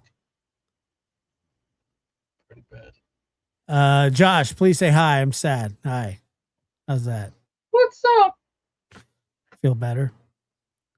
Anyway, well, I hope you enjoy your trip, man. I'll definitely enjoy the trip. I think you will too. And you'll come back refreshed and ready to cause trouble on the subway. I just don't like flying. Is it because it's gross? There's just so many things about it I hate. I mean, taking my shoes off because one person had smoking shoes, after 9/11. I mean, it was really bizarre. Remember that whole thing? The guy had smoke come out of his shoes. So to this day, to feel secure, I have to take my shoes off getting on an airplane. What about the rest of you? So it's ridiculous. That's nonsense. But I get it. I mean, security is important, but I mean, it's like the shoe thing. You have to take your flip flop off. I mean, what are you going to put in your flip? You're going to throw it like Odd Job? That's stupid. When was the last time you flew? Oh, when I went out to LA to film for something. I guess about a year ago. But I hate the idea of that tin can flying through the air, and that you stumble around. I hate the food. I hate the idea that the coffee is made out of the same disgusting water that's like passing through that rickety thing. I can't stand the movies. I can't deal with it. The person who takes their shoes off, you have to smell it. All of it. I hate everything about it. I hate watching that little picture of the plane move across the blob of the country. Do you like when they land and everybody claps? That I just don't understand. I hate that. First of all, they're clapping when they're clapping because he didn't die. Yeah, exactly. I hate that. Yay, we didn't die. Yay. Southern Rebel, I am flying Delta, actually. That's even worse. Actually, they're okay. I like at least when you can watch a movie. What I do is I write when I'm on the airplane. I write. It gives me an opportunity to sit still and write. Yeah. But you ever get a stewardess or a steward that just happens to be the only one who sucks? Everyone else is like, pillow? Yeah. Would you like me to fluff your pillow? Would you like a little bottle of alcohol? And I get the one who's like, what do you want? Because I'm in like the poor section. I'm like the plane equivalent of the people who couldn't get a lifeboat of the Titanic. Yeah. You know what I'm saying? I've had terrible stewardesses before. Yeah. Like if the plane went down, like I'd be what they threw out, like to lighten the weight. Get his 10-pound brain out of here. Yeah. You ever get the seat near the where like you're near the exit and they make you point at it? If it was between you and Joey, would you volunteer to jump off? I would never jump out of a plane. No. Like what if they said but everybody's gonna go down. It's a plane of women and children and senior citizens. And they say, and you and Joey are sharing a seat. And they say, look, we got to lose 180 pounds right now. You or Joey, would you go, it is better for me to lay down my life for another? And would you jump out? To save Joey? To save the entire plane. Yeah, of course I would. Would you? Wouldn't. No, I would push Joey out. I'd push you out too. I know you would. You would push me out for like an Oreo. Well, yeah, maybe I would. You know I love Oreos. I do too. It's dangerous. Like I haven't eaten one in like 18 months because of weight. I haven't had one in a long time either. And do I miss Oreos? I miss Oreos almost like people miss like the love of their life. Like when I talk about it, my eyes glisten. Look, I think about it. Absalom, I wouldn't push you out. I would jump. I would. No, well, look. Oreos. And jelly rings. I miss jelly rings. You miss what? What are those? Jelly rings. What are those? The most delicious. Are they like the little peach rings? Talk about it. They're little chocolate rings with purple jelly. I can't even think about it. It's bringing tears to my eyes. What do you miss in terms of junk food? Everything. Pop-Tarts. I miss Pop-Tarts. I do too. I miss everything, dude. I'm telling you, like I miss everything. You miss eating things that don't taste like corrugated cardboard. Yeah, I miss everything, dude. I'm so sick. I eat like a rabbit. Everything, same dude. Vegetables, and things. Every morning I eat eggs or egg whites with some turkey bacon. With some turkey bacon, little fat-free cheese with some salsa on it. Mm-hmm. And then in the like for dinner, it's chicken or steak. Sucks. I'm gonna go to the Ruth Chris Steakhouse in Pasadena. Actually, that sucks, dude. No, Ruth Chris is good. No. That sounds good. I'm just saying that. No, you know what I eat for a snack? What? Rice cakes. Unsalted rice cakes. That's the 20. stupidest thing I've ever heard in my life. We need to get a life. Somebody in the audience I have one. that they listen to me when they're on an airplane. How? That's terrible. That's pretty bad. I mean, imagine listening to the New Evil on the recording because the New Evil was done by a guy called Charles Constant, and he's very upbeat. Like the way he reads it is very upbeat. And I remember a couple of times, like it made me chuckle a little because it doesn't match the tone of the writing, right? So it'd be like, like a horrible pervert. He was born on a Tuesday in 1958, and it's just very like upbeat. And so I can't even imagine listening. I mean, he did a great job, but sometimes I'm like, it's a little creepy. Yeah, now I can't stop thinking about Oreos.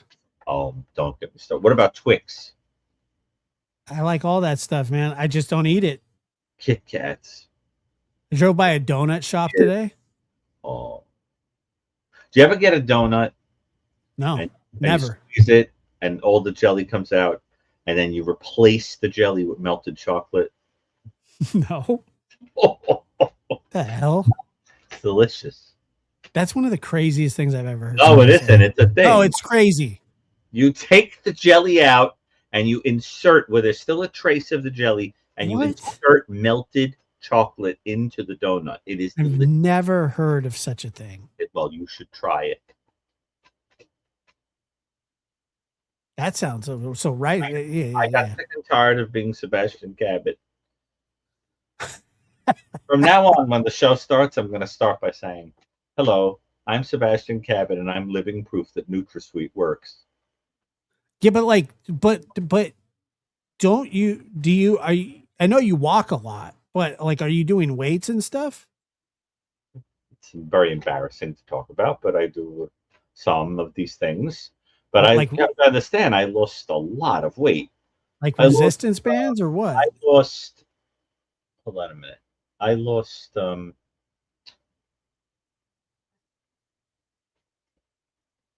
Almost 40 pounds. I mean, that's a good amount of weight to lose, no question. I don't know where it was, but I did.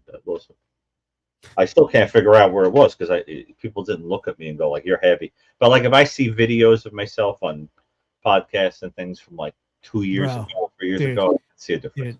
Dude, you want to see me from like 3 or 4 years ago? Is it gonna upset me? It's gonna upset me. Yeah, go ahead. Hold on, I'll show you. This is bad. I hate it. I don't know why I'm gonna do this to myself. One time I was on an episode of a show years ago when I was heavier, and somebody wrote me and said, "Dr. Brucato, I'm very concerned about you. Clearly, so much sodium." It's like, thanks a lot. Let me see. I should have told him to stay away from sodium because it destroys slugs. So let me see. I'm gonna find it. Trust me. Let me make sure I got a nice one where I'm nice and fat.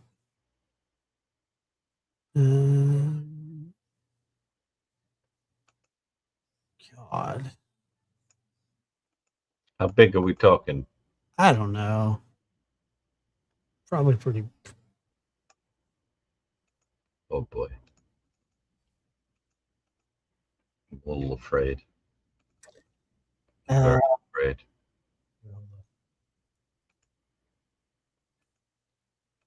I don't think this does it justice, but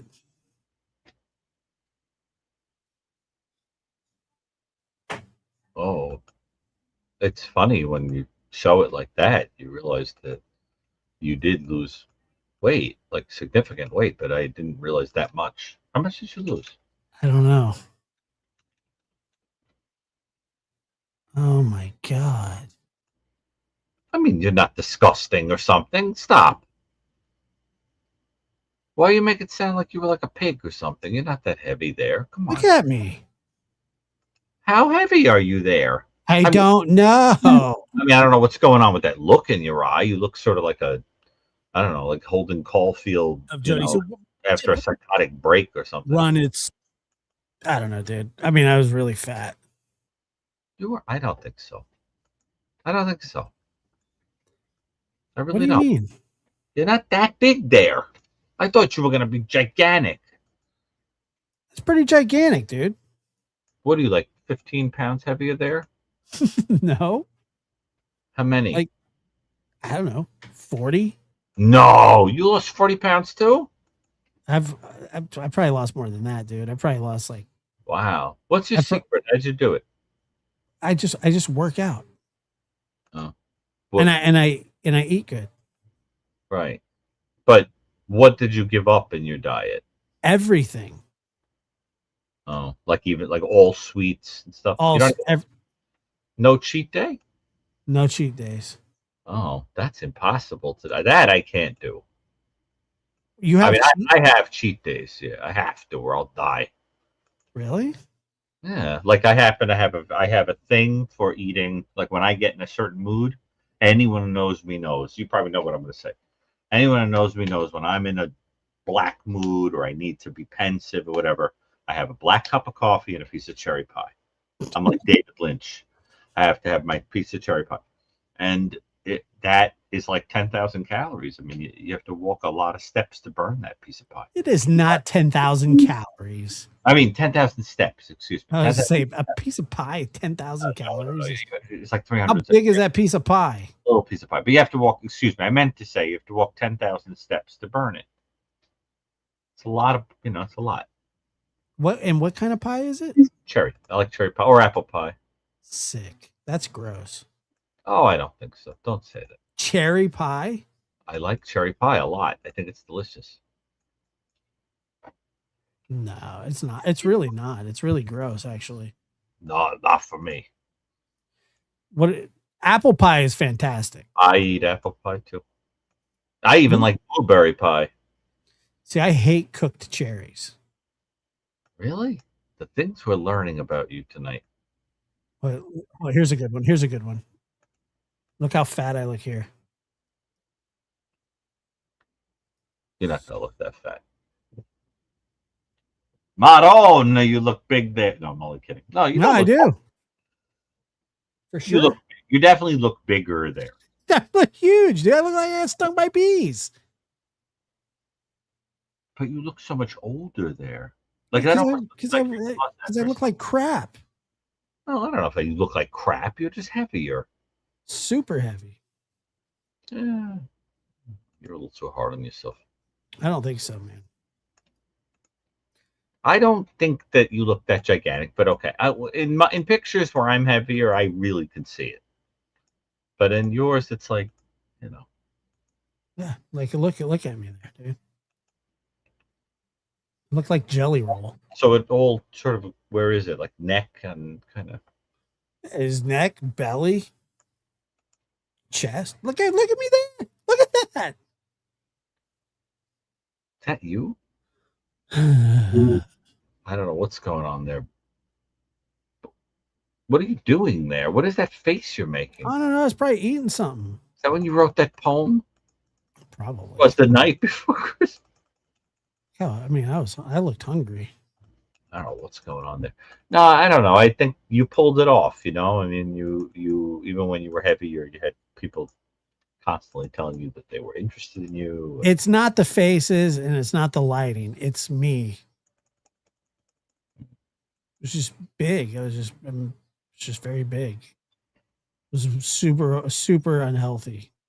Roomy, big throughout the hips, as Hannibal Lecter put it. All right. Well, it's been a pleasure. I am off to California. Phrase I rarely enjoy using.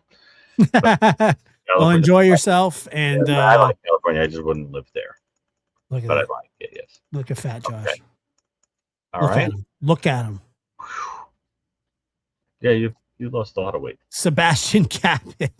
Eat your heart out. Now, right there, I look like a young John Candy. You think so? I think you look like Odd Job from. God, I look horrible, dude. Odd Job. You look like Odd Job from what is it? Goldfinger? Which is the one he's in? Goldfinger, right? I don't know, dude. It's bad. Those were bad times. I don't know. You're too hard on yourself. All right. Definitely not. Take care of yourself, and All that right, was man. fun. All right, had a good time, and we'll see you next week. I'm sure I'll talk to you before then. Next Friday, I'm sure. Cool. Okay, so right. but I'll be in your neck of the woods, believe it or not. Sounds good. Now, when you text me at a crazy hour, it won't be that crazy. That's just normal, and you know what? You always respond too. I know. I don't sleep. I'm vampiric in that way. Yeah. It's true. Very strange. Yeah. But people always wonder about that when I sleep. They can't picture it. It's funny. Look, just take a look. One more time. It's that kind of face you're making that makes it ridiculous. No, it's not. It's Like, kind of like when Vincent D'Onofrio's on the toilet in Full Metal Jacket. Look at my face, dude. You're making that Full Metal Jacket face. I'm not making any face. That's just my face. It's just full. Wow. You lost a lot of weight. You look fat. Did you have sleep apnea? Yes. I don't snore anymore, though. Well, of course not. You lost a lot of weight. Lost a lot of Oh, weight. I don't have to say, of course not, but I'm not surprised. I had sleep apnea. I have sleep apnea also, and when I lost 40 pounds, I stopped snoring.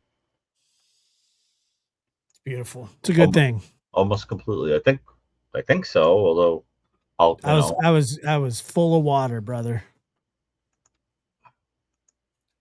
Yeah, a lot of the weight comes off at first pretty fast because of water, right? And then it gets more complicated later, right? It gets much more difficult later on. But at first, it's like water weight. At first, yeah. Yeah, that stops, though. That stops after the first, like, I don't know, 13, 14 pounds. But that's true. All right. We're after it. All right, man. Take care. We'll talk to you later. Okay, bye. Dude, look at Fat Josh. Look. Oh my God.